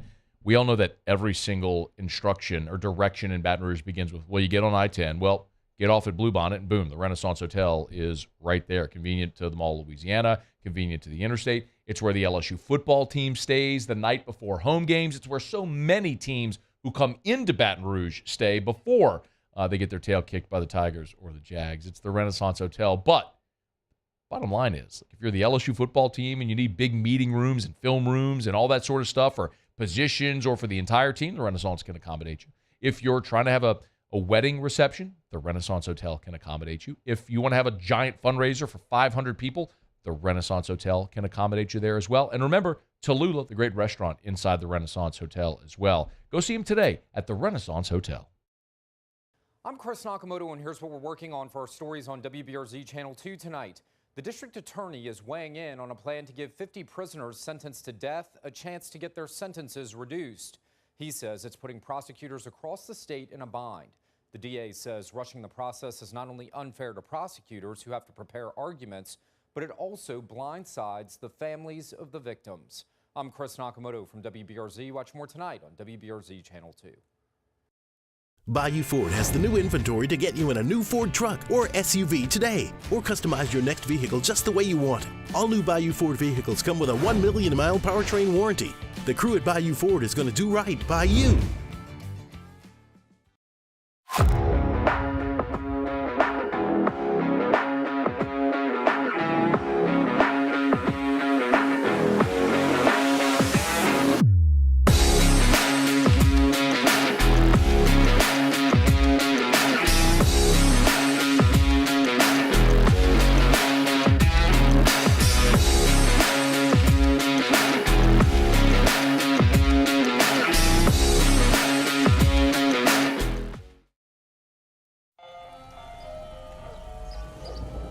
Hey there, little buddy. What's the matter? What's the matter? My windows, siding, and my door. That's what's the matter. Relief Windows can fix all that. I got you. Pop, pop. What's up? Oh my gosh, look! Curb appeal. That's a good-looking neighborhood. ReliefWindows.com. When is a taco more than just a taco? When it's Government Taco. Voted best tacos 3 years in a row by 225 Magazine, Government Taco puts the most delicious spin on tacos the capital area has ever seen. With creative combinations like the Magna Carrot, the Filibuster, or the Steak of the Union. Plus perfect tortilla chips paired with the best salsa and queso you've ever had. And happy hour every day from 3 to 6 p.m. and all day on Thursday. Government Taco, 5621 Government Street. Dylan Cruz here to tell you about Six Rings Baseball and Softball Camp. If you live on the North Shore and play ball, go to Six Rings Camps with former LSU assistant coach Dan Canaveri. His knowledge is second to none, and your child will improve and have fun doing it. Camps were held at Coquille Park and Six Rings Academy in Covington with 4 sessions over the summer. Full day and morning only sessions are available from ages 7 to 13. Go to sixringsbaseball.com or call 985-206-9096. Learn the game to love the game. Get 3.99% financing on select 2023 models at Corval Toyota in Opelousas. And we also have a large selection of pre-owned inventory. So come on down to Happy Town. That's Corval.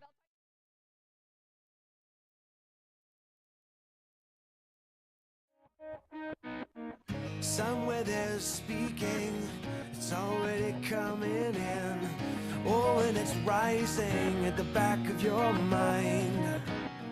After further review with Matt Moscona, presented by the Aesthetic Medicine and Anti-Aging Clinics of Louisiana, Baton Rouge, Lafayette, and online at theantiagingclinics.com.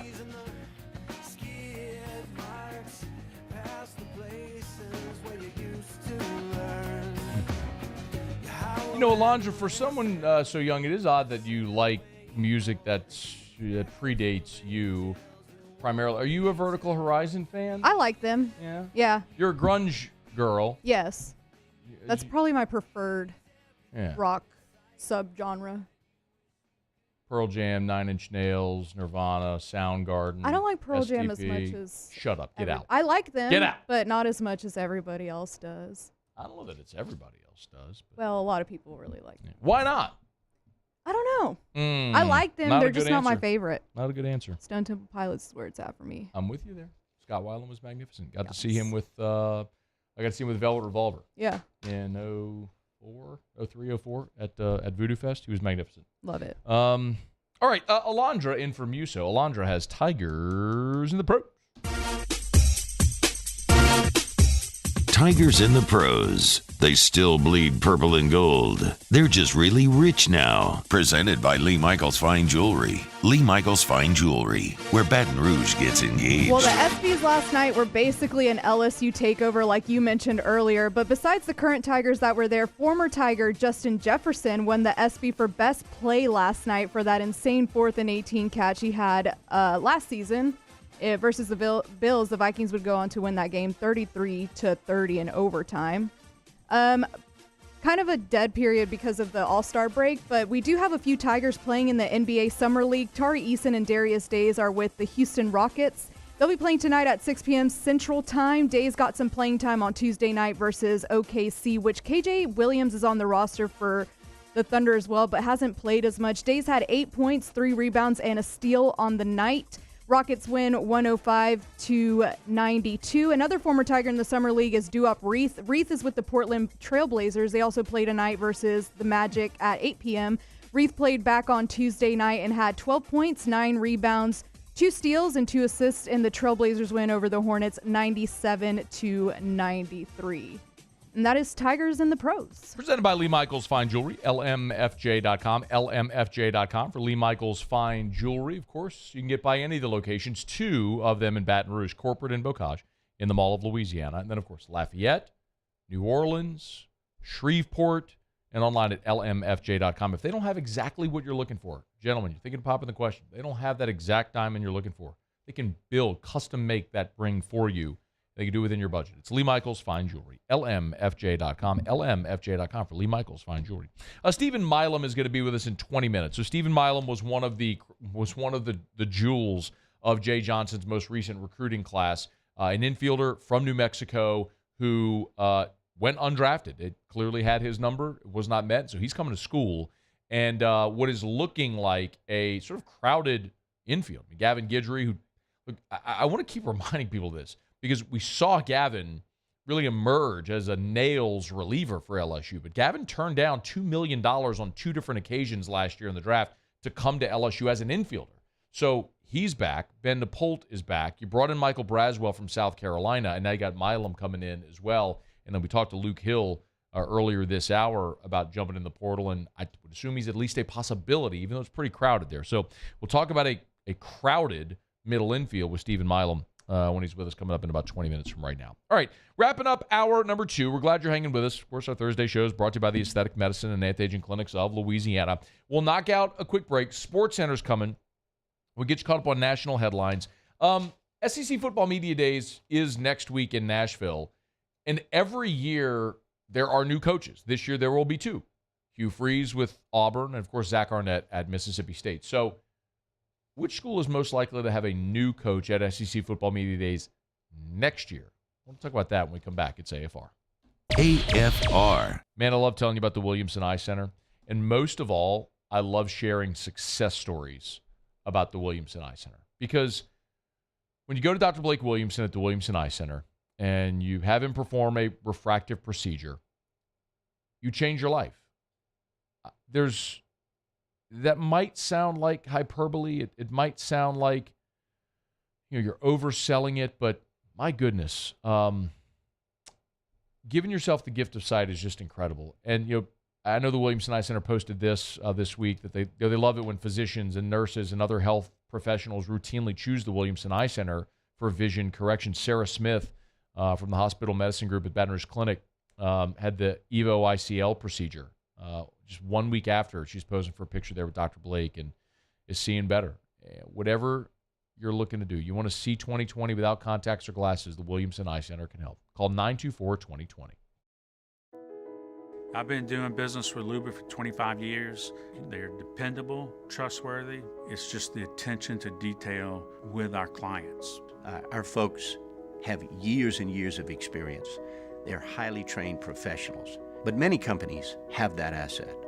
What I'd like to think makes Luba a bit different is that we use those talents in a way that truly is dedicated to serving the needs of the folks who depend on us.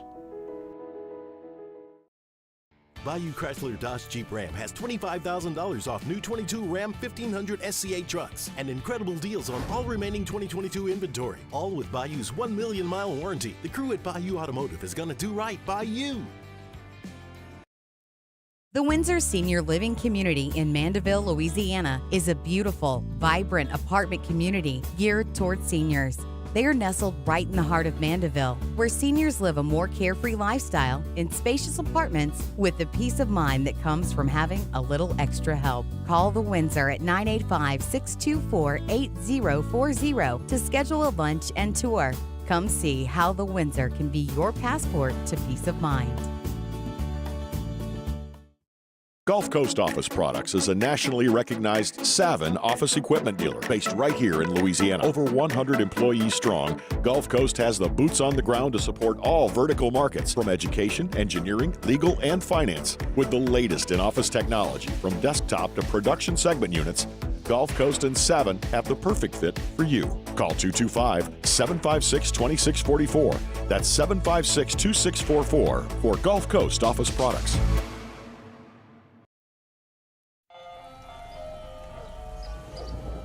Hey there, little buddy. What's the matter? What's the matter? My windows, siding, and my door. That's what's the matter. Relief Windows can fix all that. I got you. Pop, pop. What's up? Oh my gosh, look! Curb appeal. That's a good-looking neighborhood. ReliefWindows.com. There it is, the extra mile.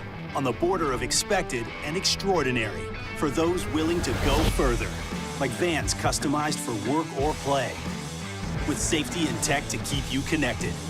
Supported by a 5-star sales, service, and finance team, and backed by the 1-star you know.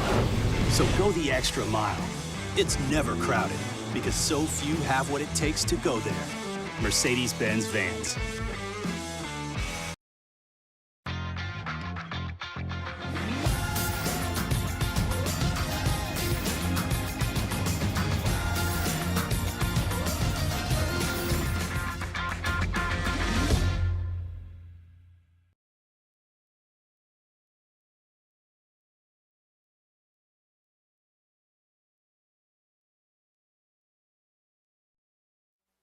This is SportsCenter.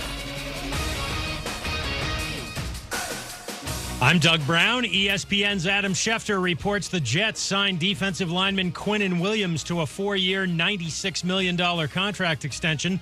The deal includes $66 million guaranteed, which is a franchise record. The Giants face a Monday deadline to sign running back Saquon Barkley, who's threatening to sit out if that deal doesn't get done. ESPN's Jordan Renan. He's not happy with how this is going so far. Now, we still have 4 days left. Let's see how it goes. Deadline spur action. That's a pretty common saying when it comes to these kind of things. Do the Giants just want to make him happy, or do they want to stick to their guns and say, hey, we don't want to pay for a running back, just like the rest of the league? Jordan Renan, a survivor of a January car crash hours after the Georgia Bulldogs national championship parade, is suing the school and Eagles rookie Jalen Carter. Victoria Bowles alleges the school was negligent and that Carter illegally left the scene. Carter pleaded no contest in March to misdemeanor charges. 2 people were killed in that crash. ESPN Radio is presented by Progressive Insurance. Progressive makes bundling easy and affordable. Get a multi-policy discount by combining your motorcycle, RV, boat, ATV, and more. All your protection in one place. Bundle and save at Progressive.com. Matt Moscona. I'm very important. After further review. Say it one more time. After further review with Matt Moscona. And here we go. Live from the Mercedes-Benz of Baton Rouge Studios. Let's ride.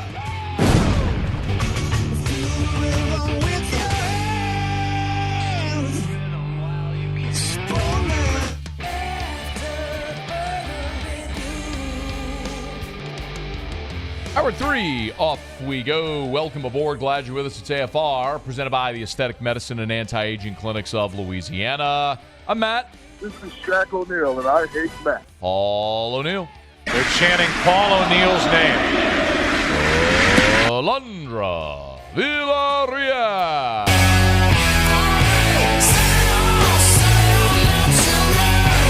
And Mr. Toby Tom Play.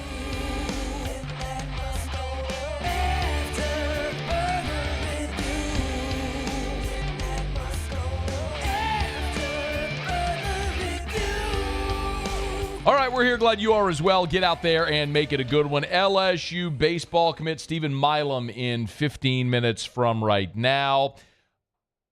In less than a week, in a matter of days, we will be in Nashville at SEC Football Media Days. And for the first time, we will be introduced to Zach Arnett as the head coach of the Mississippi State Bulldogs.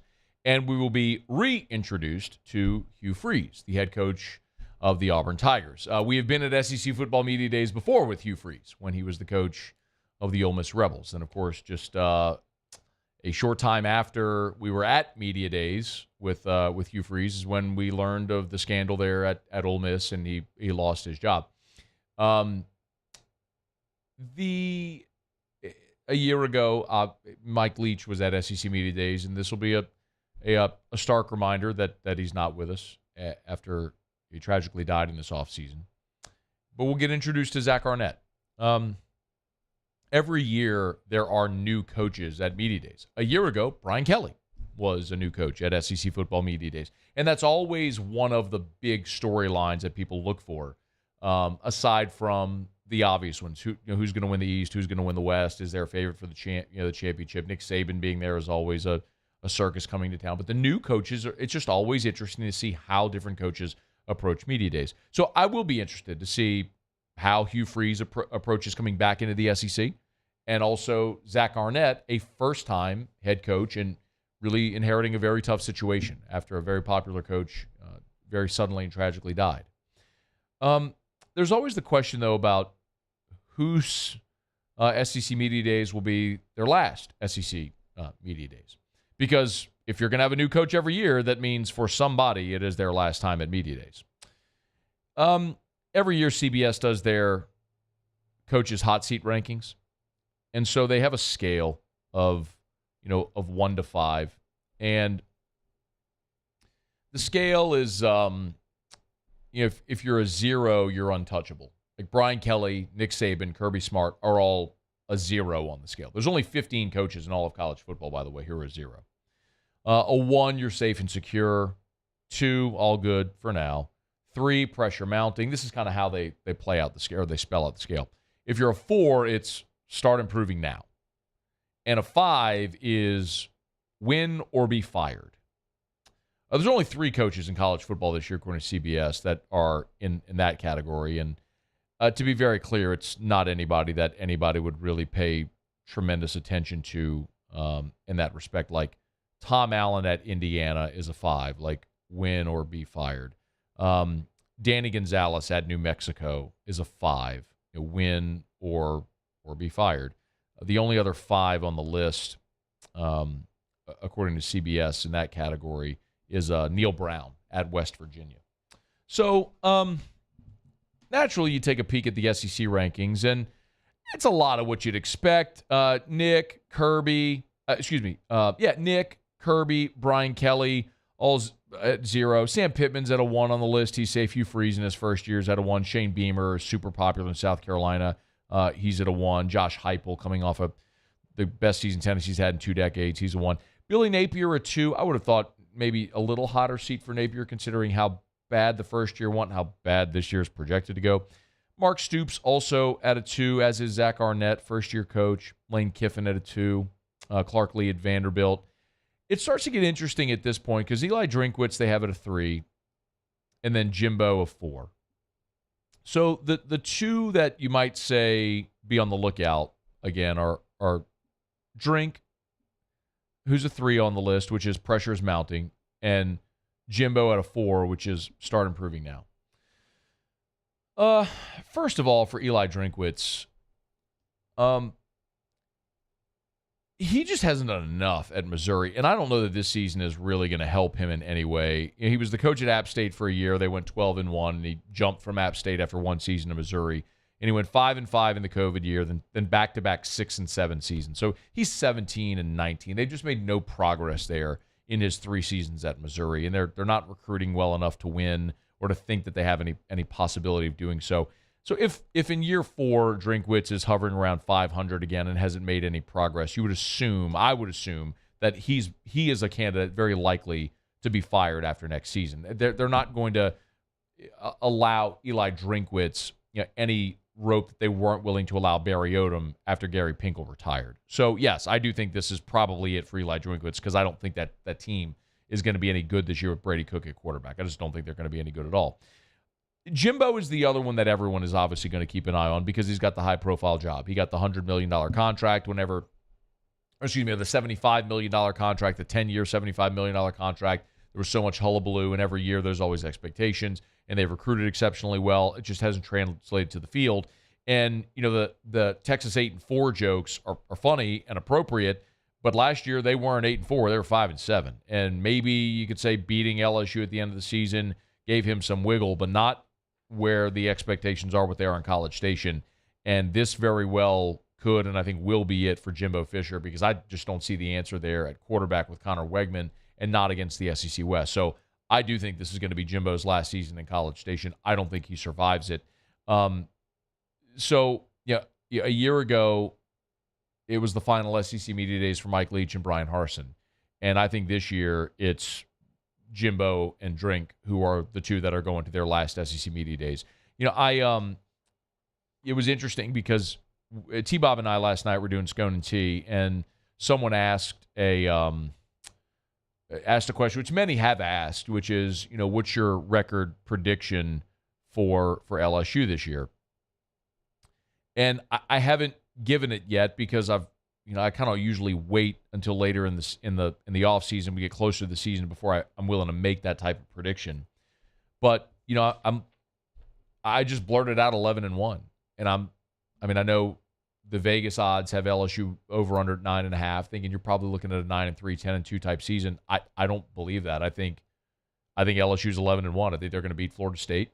And the only game they'll be an underdog in is when they go to Tuscaloosa, and I think they can win that game. And so I think they either lose that game at Alabama or they stub their toe somewhere along the line in a game that they probably shouldn't lose, like we saw last year against Texas A&M in College Station.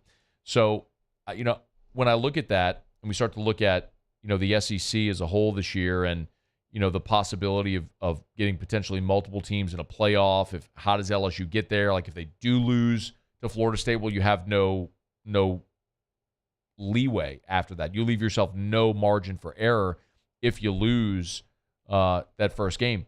If you lose to Bama, could you be 11-1 with a close road loss to Bama and still get in the playoffs? Sure, you can. We've seen it before without going to the SEC championship game.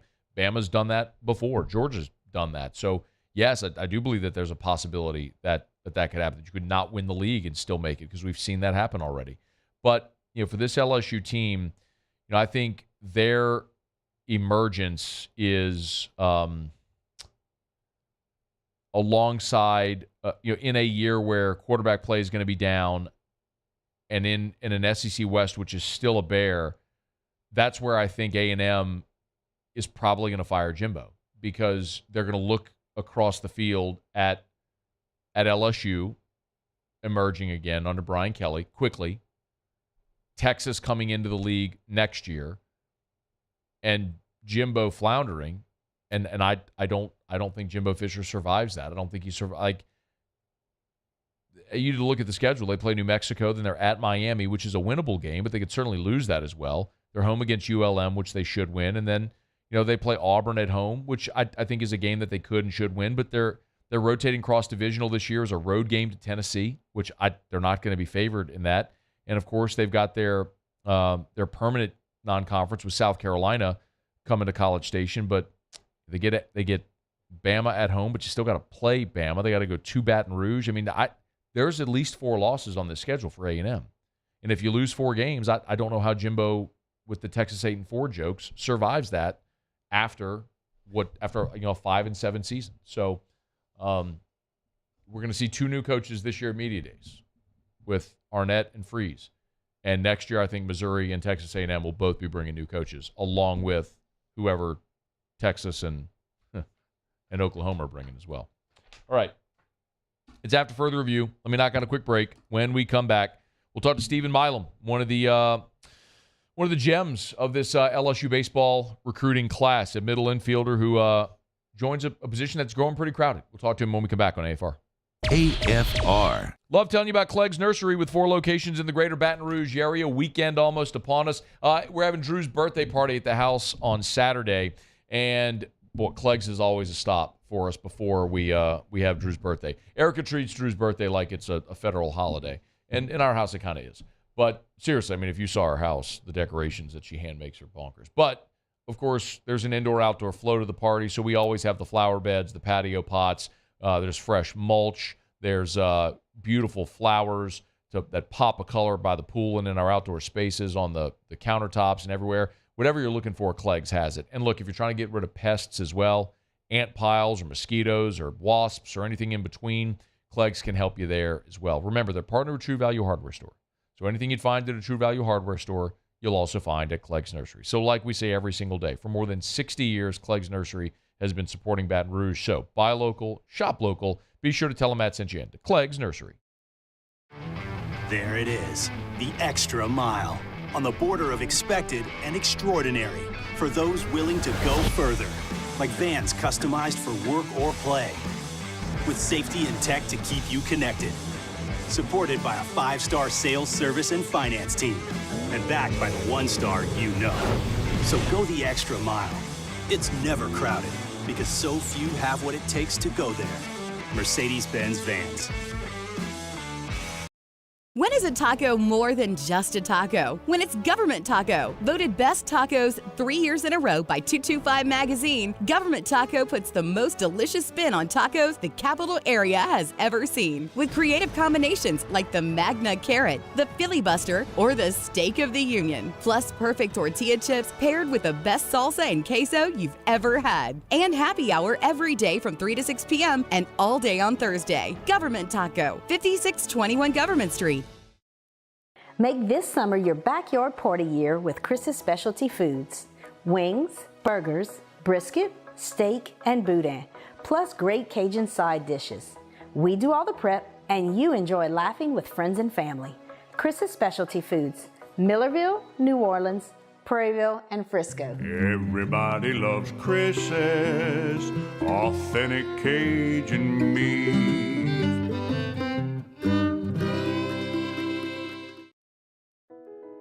I've been doing business with Luba for 25 years. They're dependable, trustworthy. It's just the attention to detail with our clients. Our folks have years and years of experience. They're highly trained professionals. But many companies have that asset. What I'd like to think makes Luba a bit different is that we use those talents in a way that truly is dedicated to serving the needs of the folks who depend on us. Dylan Cruz here to tell you about Six Rings Baseball and Softball Camp. If you live on the North Shore and play ball, go to Six Rings Camps with former LSU assistant coach Dan Canaveri. His knowledge is second to none, and your child will improve and have fun doing it. Camps were held at Coquille Park and Six Rings Academy in Covington with 4 sessions over the summer. Full day and morning only sessions are available from ages 7 to 13. Go to sixringsbaseball.com or call 985-206-9096. Learn the game to love the game. Gulf Coast Office Products is a nationally recognized Savin office equipment dealer based right here in Louisiana. Over 100 employees strong, Gulf Coast has the boots on the ground to support all vertical markets from education, engineering, legal, and finance. With the latest in office technology from desktop to production segment units, Gulf Coast and Savin have the perfect fit for you. Call 225-756-2644. That's 756.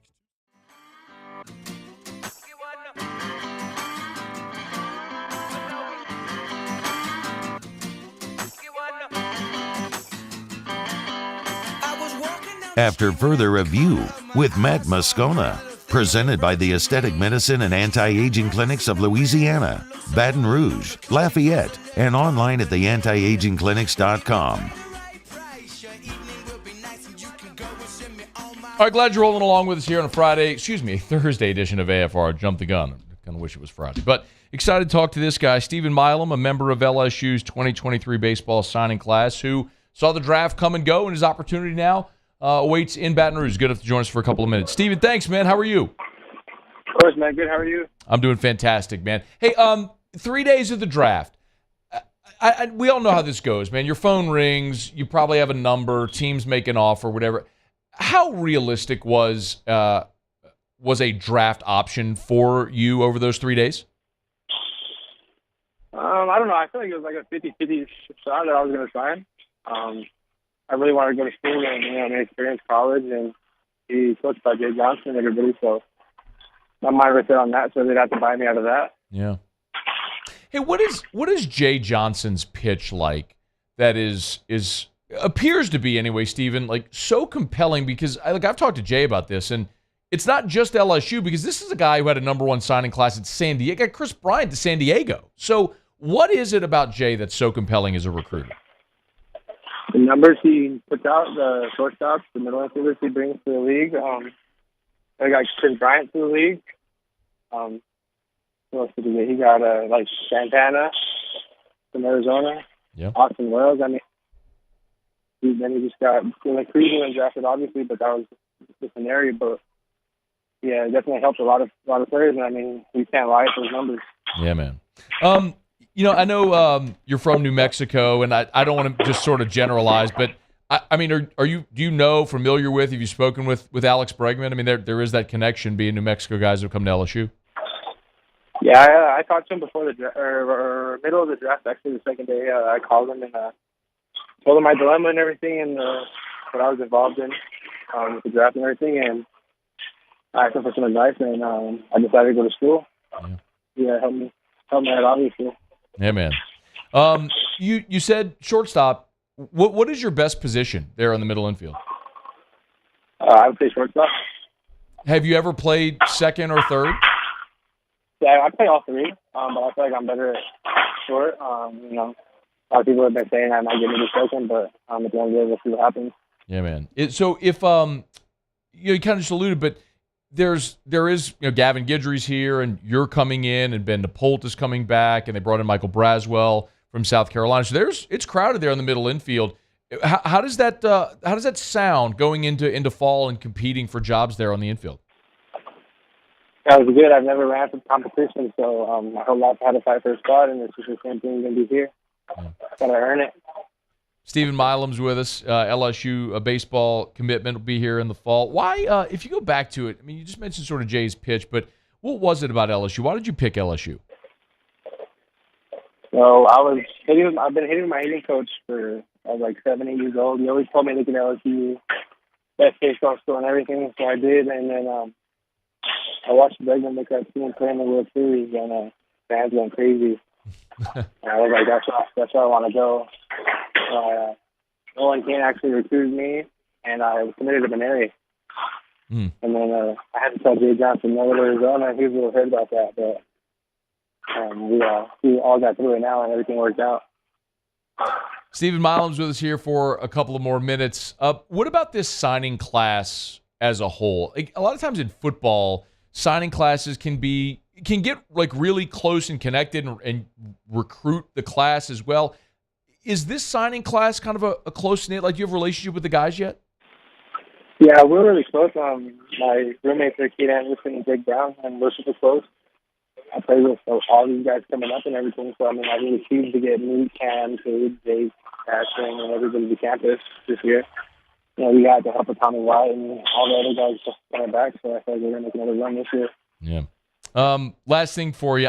Obviously, you've been to Baton Rouge before. I don't think you'd commit and sign it if you hadn't come to campus. But what were your impressions coming onto campus, maybe seeing the box and all the facilities in the campus?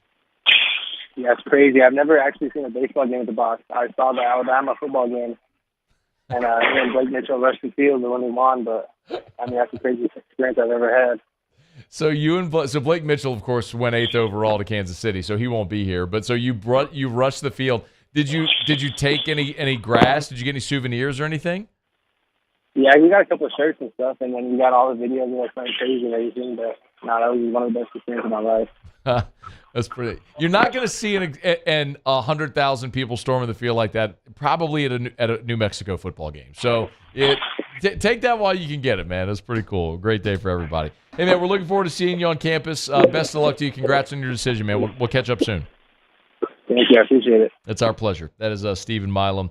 He's, when you look at this class and how it's kind of piecing together, he said he's not afraid of competition.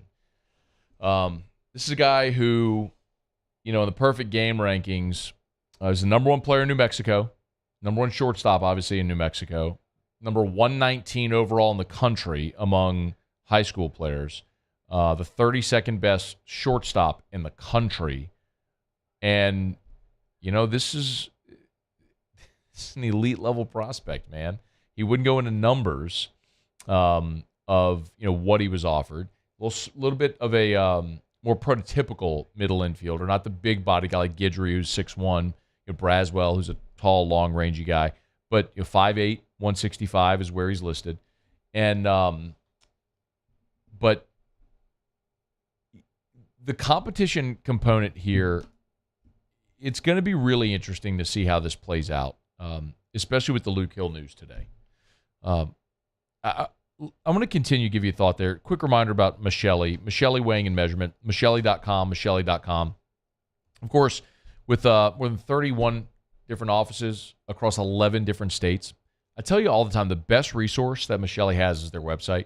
So, and if you work in any type of business, most notably, of course, in this area, in South Louisiana, with all of the different chemical plants all over South Louisiana, Michelli is just a perfect fit. All the different services that they offer, all the different tools that you use, installations, calibrations, repairs, preventative maintenance for scales, for measurement equipment. You can request a quote. You can ship your equipment to Michelli. Go to the website at michelli.com, michelli.com. Their experts service your measurement tool and equipments of all different makes and models. You can learn more about calibration and all their weighing systems, all the inspections and certificates, their track system that I tell you all the time, 24/7, 365 access to all of your calibration certificates. It's Michelli Weighing and Measurement, michelli.com. That's michelli.com. So if you missed the news earlier today, Luke Hill jumped in the transfer portal. Luke Hill was with us at the start of hour number 2. So if you missed it, would highly recommend go back, check it on demand, favorite podcast app, just search After Further Review. Or, of course, you can go on the YouTube channel, just right there at the start of hour 2, you'll see the Luke Hill interview. But just the very quick Cliff's Notes version. Luke Hill is a kid who went to Episcopal here in Baton Rouge. He was committed to a smaller school, decommitted late in the process. At that point, his best opportunity was Arizona State. Went there this year, started every game as a freshman at shortstop, hit .317, had a great year, a great freshman year. Well, he jumped into the portal today, the last day to enter the portal, and the sort of most common sense destination is LSU. I mean, he grew up in Baton Rouge. He grew up an LSU fan. It was just late in the process a year ago, and there wasn't a spot for him. And the same is true for all the other SEC schools. He didn't have an opportunity with an SEC school. Well, he goes and has the year he did this last year at Arizona State. They're lining up for him. And I've told you that Tennessee, where Maui Ahuna just went into the draft, and Ole Miss, where Jacob Gonzalez was just a first-round pick, those spots make great sense, as does LSU, because you saw Jordan Thompson leaving, so there's a vacancy. But the thing I got to remind you is, this is why it's tricky for LSU and for Jay Johnson. You've got Gavin Guidry, who, as great as he was on the mound for LSU this year, and who I think will continue to pitch. Look, he's playing for the Baton Rouge Rougarou in the collegiate, the Texas Summer League, right here in Baton Rouge in the Wooden Bat League. He's playing in the infield. Like, that's to get him experience playing game action in the infield. But I'm telling you, they're gonna try to bulk him up and take his 90-91 and make it 94-95 is what they're going to try to do on the mound, while he's going to be a two-way guy. But Guidry passed on $2 million last year. He turned down on 2 different teams 7-figure signing bonuses as a shortstop a year ago to come to LSU to be a middle infielder. You brought Michael Braswell in via the transfer portal from South Carolina. The bat isn't there or hasn't been there at South Carolina. The glove is much better. He's a high-end defensive middle infielder. So, on top of that, you get Stephen Milam coming in, who we just talked to, who passed on the draft to come to school. And you've still got Ben DePolt, who's a good defensive option as a middle infielder as well. So if you're Jay Johnson, would you love to have Luke Hill on this team? Absolutely. Luke Hill would be a starter for you. My opinion is Luke Hill would be your shortstop and Gavin Guidry would be your second baseman. If all of those things happen, that's how I think it would play out. But I don't know how you take Hill and expect everyone else to stay. Like, if you take Hill, does Guidry leave? If you take Hill, what do you do with Braswell, who's a guy that you brought in from the portal saying you're the guy we're taking as a middle infielder out of the portal?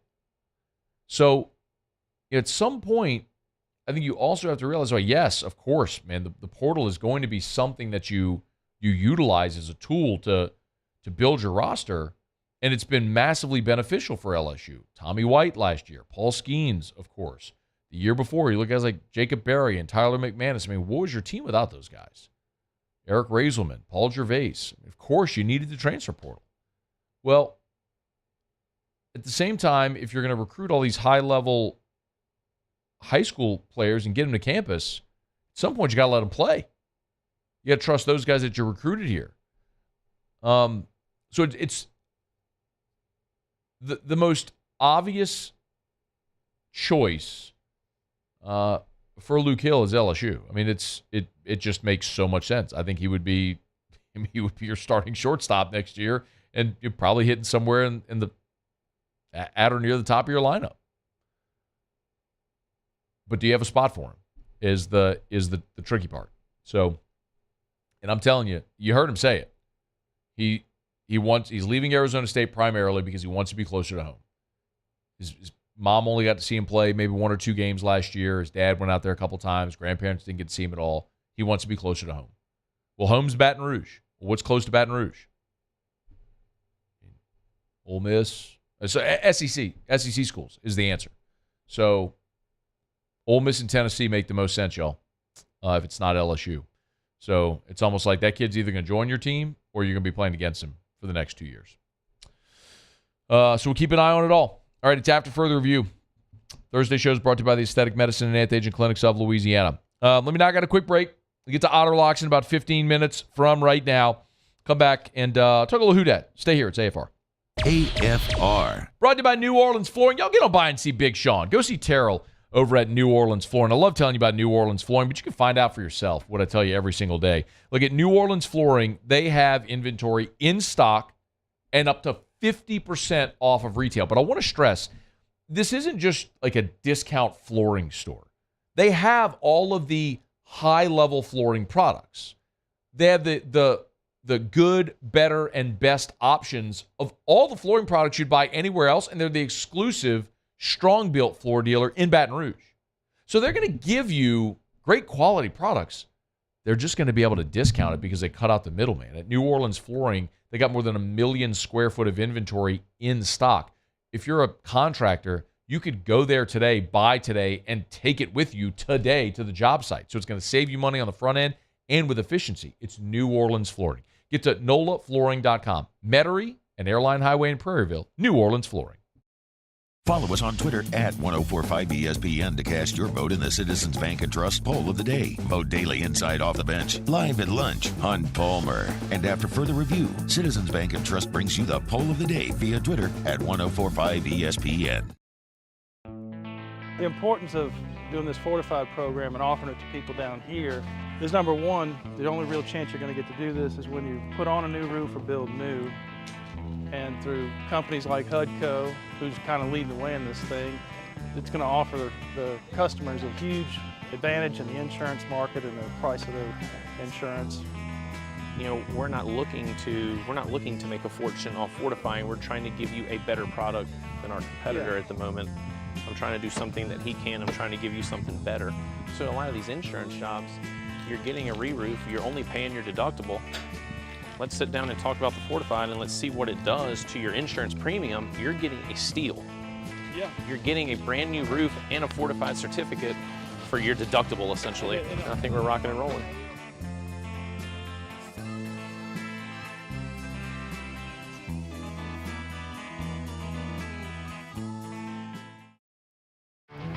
There it is, the extra mile, on the border of expected and extraordinary, for those willing to go further, like vans customized for work or play, with safety and tech to keep you connected, supported by a 5-star sales, service, and finance team, and backed by the 1-star you know.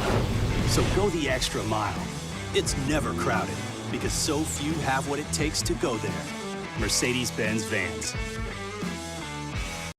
When is a taco more than just a taco? When it's Government Taco. Voted best tacos 3 years in a row by 225 Magazine, Government Taco puts the most delicious spin on tacos the capital area has ever seen. With creative combinations like the Magna Carrot, the Filibuster, or the Steak of the Union. Plus perfect tortilla chips paired with the best salsa and queso you've ever had. And happy hour every day from 3 to 6 p.m. and all day on Thursday. Government Taco, 5621 Government Street.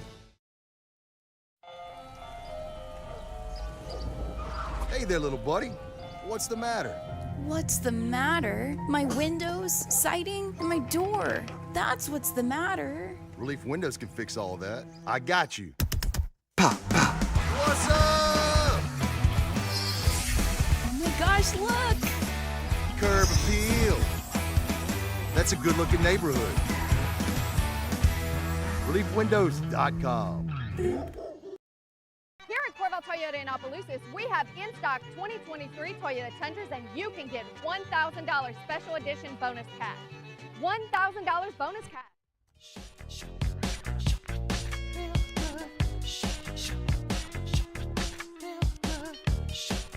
After Further Review with Matt Moscona. Presented by the Aesthetic Medicine and Anti-Aging Clinics of Louisiana, Baton Rouge, Lafayette, and online at theantiagingclinics.com. Hutco Roofing brings you live coverage of the 2023 SEC Football Media Days, Monday, July 17th through Thursday, July 20th. Find highlights from the week on the 104.5 ESPN YouTube channel. Our coverage is also brought to you locally by Rev Business and Relief Windows. All right, we'll be there on Monday and looking forward to it. Of course, presented by Hutco Roofing and HutcoRoofing.com. Our SEC Football Media Days coverage. Live from Radio Row, we'll be at the Grand Hyatt in Nashville on Monday. Brian Kelly and the Tigers do take their turn on Monday. Of course, you know it's Brian Kelly, Jaden Daniels. I'm sitting here, I'm blanking. I know it's the three. Mekhi Wingo and I'm blanking. Who's the third guy they're taking? Josh Williams. Thank you. Thank you, Paul. Just shout it out. Yeah, Josh Williams is the third that they're taking. So on Monday, LSU will take their turn at the podium, and we'll have all the coverage for you all 4 days at SEC Football Media Days, presented by Hutco Roofing, HutcoRoofing.com, and also courtesy of our friends at Rev Business and Relief Windows. All right, it is After Further Review. We're glad to have you hanging out with us here. By the way, I saw this earlier today. Hat tip. Lance Moore does a podcast for Boot Crew Media, and he had Jonathan Vilma on the podcast as a guest. And they spent, about 45 minutes together on the show. And it was interesting because they were taking some questions at the end. And Lance Moore asked Jonathan Vilma the best Saints team. And here's what the former Saint linebacker had to say. 2011. Okay, thank you. Bro, we had, to be very frank for everyone that's watching us, we felt like that season was a disappointment when we lost, especially the way we lost to San Francisco. Like, we were supposed to run all the way back to the Super Bowl. Like, that one, it still hurts to this day when I think about that season. Like, I don't think about that season as a success. All the records you guys broke offensively, we were humming on defense, and then we just literally to bed with like a minute left in the damn game, and God knows how we let Alex Smith score a touchdown on us. Just don't remind me, man. Don't remind me. But that team it wasn't even close, to be honest. That 11 team was way better than our 09 team. It's just another example of it doesn't matter how great you are if you don't win the last game. 2011 LSU, the 73-win Golden State Warriors, the 2001 Mariners, who won 116 games. People forget that's the team that won the most games in the history of Major League Baseball in the regular season. 01 Mariners won 116 games. Doesn't matter. Nobody remembers it. And unfortunately for the 2011 Saints, it's the same thing. It was the best offense in the history of the NFL. Win the last one. That's why this LSU baseball team finishing the job in Omaha was so important. That's how you'll be remembered. Because unfortunately for a lot of teams that didn't get to Omaha and win the last one, you're forgotten. It's After Further Review. This was interesting today. A lot of sports books have updated odds for the favorite to finish with the fewest wins this year in the NFL. And Arizona is the prohibitive favorite to be the worst team in the league. Arizona at plus 225, the favorite to finish the regular season with the fewest wins. Next is Tampa Bay at plus 850, and then Houston at plus 900. The thing to keep in mind there, of course, is that Arizona also has Houston's first-round pick next year because of the C.J. Stroud trade. So Arizona, not only if they have the worst record, could very well have two of the top three picks in the draft because they have Houston's pick as well, if it all plays out that way. So something worth filing away. But, from our perspective, I look at this and I see Tampa Bay at plus 850 to have the worst record in the league. And I think it's easy to laugh at Tampa Bay because they're fire sailing their team. And Tom Brady retired, and all of their veterans are going to be gone. And they're, I don't want to say tanking, but my goodness, they're going into this season with Baker Mayfield and Kyle Trask as their starting quarterback options. Like, they're tanking. And so it's easy to point and laugh. And I'm sure I will as the season goes along. But Tampa did exactly what they were aiming to do. They brought in Tom Brady. They won their Super Bowl. And now they're hitting the reset button. And I think it's much easier organizationally to stomach hitting the reset button when you won the championship, when you achieved the goal that you were trying to achieve. I give the example all the time about the Miami Heat. Look at a different sport. When the Miami Heat traded for Shaq and they won the 06 title, it was okay that they stunk until LeBron showed up in 2010, 2011. Because they achieved their goal. They won their title. They gave up assets to do it. They stunk for a while, and they got good again later. Tampa's trying to do the same thing. They mortgaged their future to win now with Brady. They got their Super Bowl. They're going to stink now, but they're going to have the option this year to draft either Caleb Williams or Drake May or whoever they covet at the top of the draft. You know, and the other thing to keep in mind, too, is if Arizona does end up with the first pick, remember, Arizona paid Kyler Murray. They broke him off. 5-year, $230 million. So Arizona may end up with the first pick, but may not take Caleb Williams. I mean, they're financially committed to Kyler Murray anyway. So my point is, if we're laughing at Tampa here because they're tanking and they're going to be terrible, remember what they're looking at potentially. I mean, there's a real possibility that the Tampa Bay Buccaneers end up with Caleb Williams. If they end up with the number 1 pick and end up with Caleb Williams, they've got their franchise quarterback. Meanwhile, Carolina just traded up in the draft to get Bryce Young at number 1 overall. They've got their franchise quarterback. Now, I don't know if Atlanta has their franchise quarterback in the NFC South with Desmond Ridder. Maybe. We'll find out this year. And if not, they'll stink and they'll probably draft another quarterback. And this is a good year to draft another quarterback because, as we've said, this could be the deepest quarterback year that we've seen in the draft in a decade, at least. Maybe longer. And then there's the Saints. You got Derek Carr, but I'll keep underlining it. How good do you feel about Derek Carr and his ability to win a championship? Maybe a better way to ask the question is, if you're a Saints fan, the day before you signed Derek Carr, did you think Derek Carr made the Raiders a championship contender?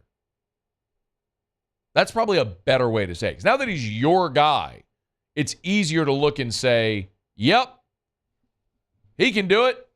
Derek Carr. Did you actually believe that when he was with the Raiders?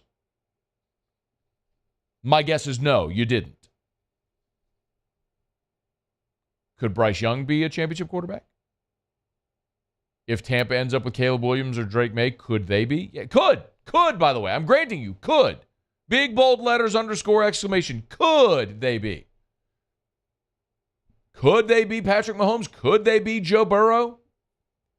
Could they be Justin Herbert, Josh Allen, MVP caliber quarterback, winning a league title, getting you to a Super Bowl? Could they? Sure. Can Derek Carr be that?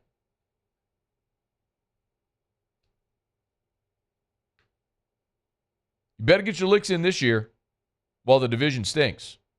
Because Tampa's trying to lose, and they're going to lose a lot. But I think they're going to get better in a hurry after next year's draft. Atlanta, I think they just stink either way. Carolina had the same record as you did last year, beat you twice, and they got their franchise. Just underscoring the point. Yeah. Saints are favored to win a bad division. And they should win a bad division this year. But you better make your deep playoff run this year or next. The run that you've been waiting to make all throughout the remainder of Drew Brees' time in New Orleans. That you haven't made. The run that Tampa made with Tom Brady. The run Miami made with Shaq. The run the Broncos made with Peyton Manning.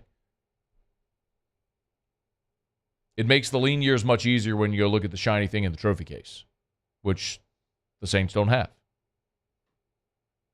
Of course, they have 09. Don't misunderstand me. Of this era, of the win now era. Can Derek Carr get you there? See? I'll still laugh at Tampa this year. All right, we're brought to you by DraftKings. Been a great partnership with DraftKings here on AFR. DraftKings always offering great deals in so many different sports, and they want new customers to download that DraftKings Sportsbook app. So today, on a day where, of course, the MLB is just getting ready to start the second half of the season, at NBA Summer League on TV right now, no matter what your favorite sport is, what you'd like to wager on or think you might like to wager on, you can do it at the DraftKings Sportsbook app. And our friends at DraftKings are giving you an opportunity to get in and get busy. Download the DraftKings Sportsbook app. If you're a new customer, download the DraftKings Sportsbook app. Use the promo code Baton Rouge. Bet just $5 on anything.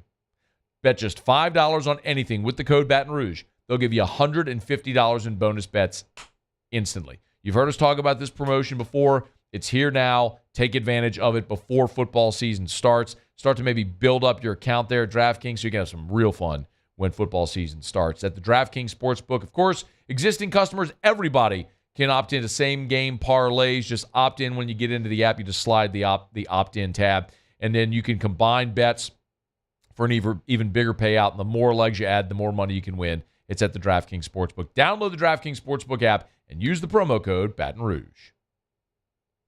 Do you not have the disclaimer? Yeah. If you have it.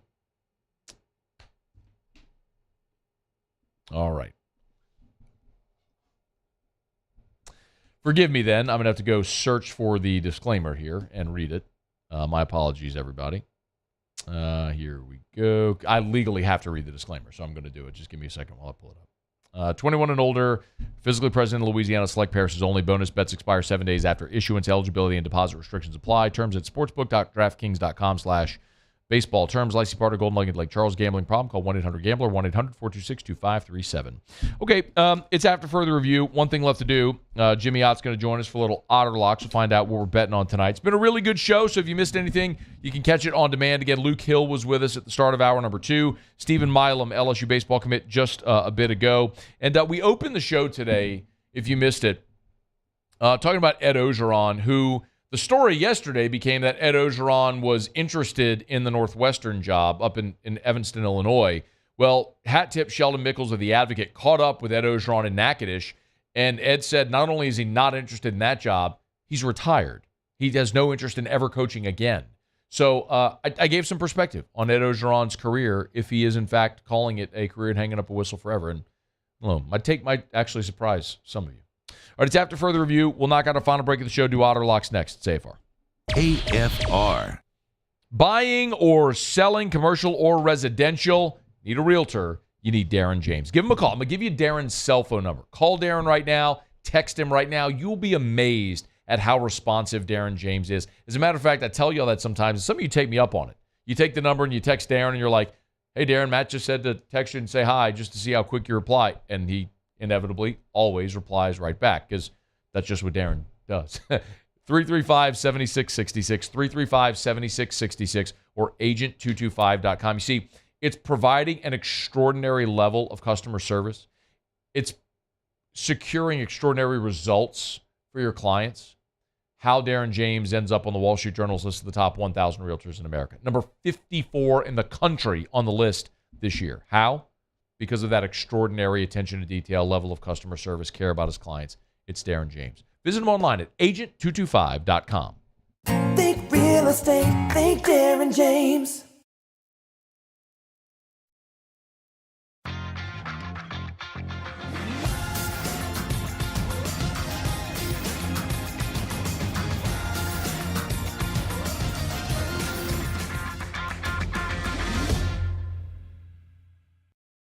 Bayou Chrysler Dodge Jeep Ram has $25,000 off new 22 Ram 1500 SCA trucks and incredible deals on all remaining 2022 inventory, all with Bayou's 1 million mile warranty. The crew at Bayou Automotive is going to do right by you. All right, let's say ah. Where'd my spotlight go? Super weird, but we can take care of it.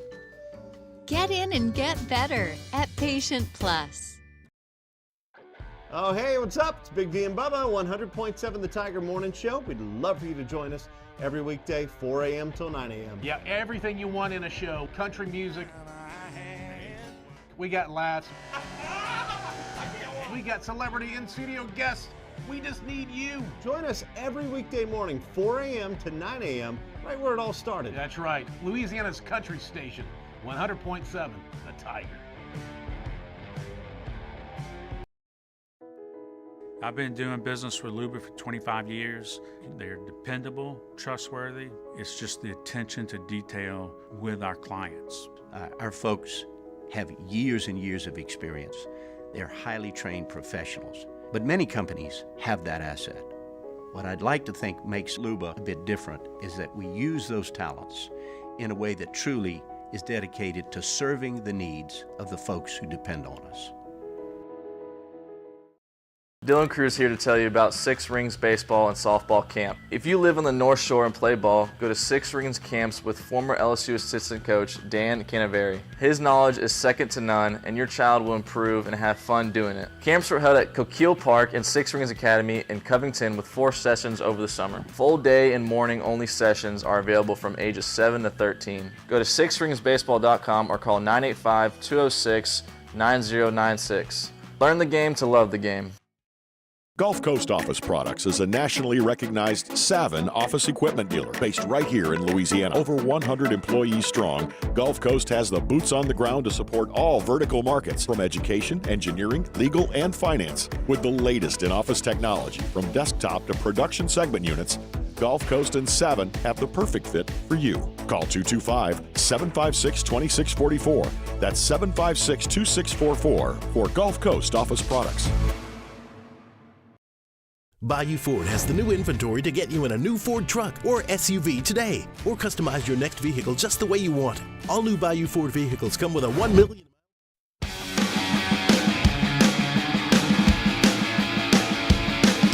After further review with Matt Moscona, presented by the Aesthetic Medicine and Anti-Aging Clinics of Louisiana, Baton Rouge, Lafayette, and online at theantiagingclinics.com.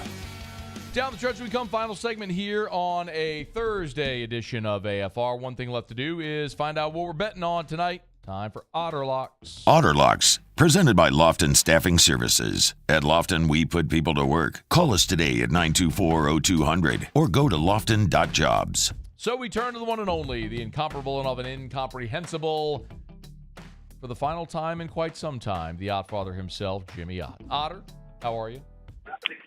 How you doing, Matthew?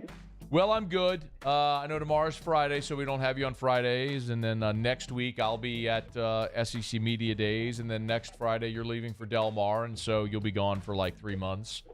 You know, talking to profane waitresses and completely ignoring baseball and throwing out terrible bets that we're not going to use. So, you and I are going to talk for a while. It was. We tried it. It did not go well. I was a little bit out of my element, and it's just too pleasant, man. Del Mar is just too pleasant. Too many beautiful people, and I cannot concentrate, man. We tried it, but I just can't do it. So, we'll leave you with this one. It's a very limited schedule, and my gosh, come on, Sabalenka, up a set, up 4-2, finish it off. She just fell apart today to kill our. Wait, did she lose? Parlay. She lost. Oh, no. Yes. In game minus 580. Yeah. Oh no.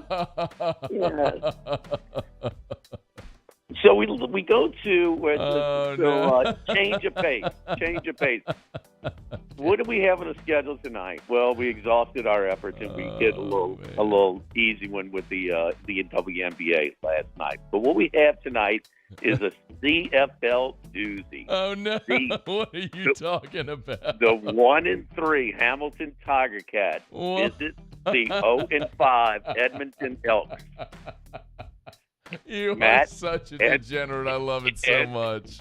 Edmonton has lost 19 home games in a row. Okay. And are favored by a point. Okay. What do we call that? It's a stinky line. Yes, square bait, jump bait, you name it. I mean, 13 in a row at home. They've lost. They're 0-5. They're the lowest scoring team in the league. Give me the Elks, baby. Edmonton tonight. Man, so we're laying the point. We're laying the point, yeah? Yes.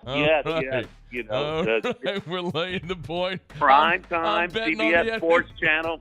CBS Sports Channel, 8 o'clock, just like old Monday Night Football traditional start time. 8 o'clock tonight. Get the popcorn. Get the whole family. You know what? Get down on some CFL. 1 minute remaining. You know what? I'm getting weird. I'm doing it, Otter. I'm gonna chug some beers tonight. I'm taking off my shirt. I might jump in the pool if the Tiger Cats get this. I'm sorry, if the Elks get this done. Get it done, Elks. Put Drew in the green and gold, baby. Let's go. Let's go, Drew. Bring home the Elks. Used to be called the Eskimos. I guess they were so bad they just gave up their name. But they're the Elks. The Edmonton Elks. God bless America. Oh, we're betting CFL. Yesterday we did a parlay with Women's Wimbledon and the WNBA Aces. Today I've got the Edmonton Elks. Only the Otter. Have fun at Del Mar. We'll catch you when you get back. Thank you, Matt. All right, be well. That's Jimmy Ott. Alondra Pauly, I appreciate it. Live at lunch with Jimmy Ott and Hanny, but Hanny's on vacation. So anyway, God bless. We got one more show before I head to Nashville. Terrio's back tomorrow. We'll see you then. It's AFR. AFR. As we get on down the road, remind you about Relief Windows and ReliefWindows.com. Energy efficient replacement windows, beautiful entry doors, hardy plank and vinyl siding. They do it all over at Relief Windows. You know, it's funny when you talk about relief. Think about getting relief from high energy bills. Everybody's experiencing it right now. It's as hot as it always is in the summer. It's unseasonably hot with air temperatures of 100 degrees and heat index north of 110. You want to lower your energy bills? Here's a way to do it. Call Brandon Holly. Call Relief Windows. They'll measure twice, install once. You'll have an exceptional customer service experience. When they leave, it's like they were never there before. They always clean up after themselves. They're friendly in your home. They're just going to treat you exceptionally well. And you're going to make your home more energy efficient. It'll lower your energy bills, and times the windows will pay for themselves. Relief Windows and online at reliefwindows.com. I've been doing business with Luba for 25 years. They're dependable, trustworthy. It's just the attention to detail with our clients. Our folks have years and years of experience. They're highly trained professionals. But many companies have that asset. What I'd like to think makes Luba a bit different is that we use those talents in a way that truly is dedicated to serving the needs of the folks who depend on us.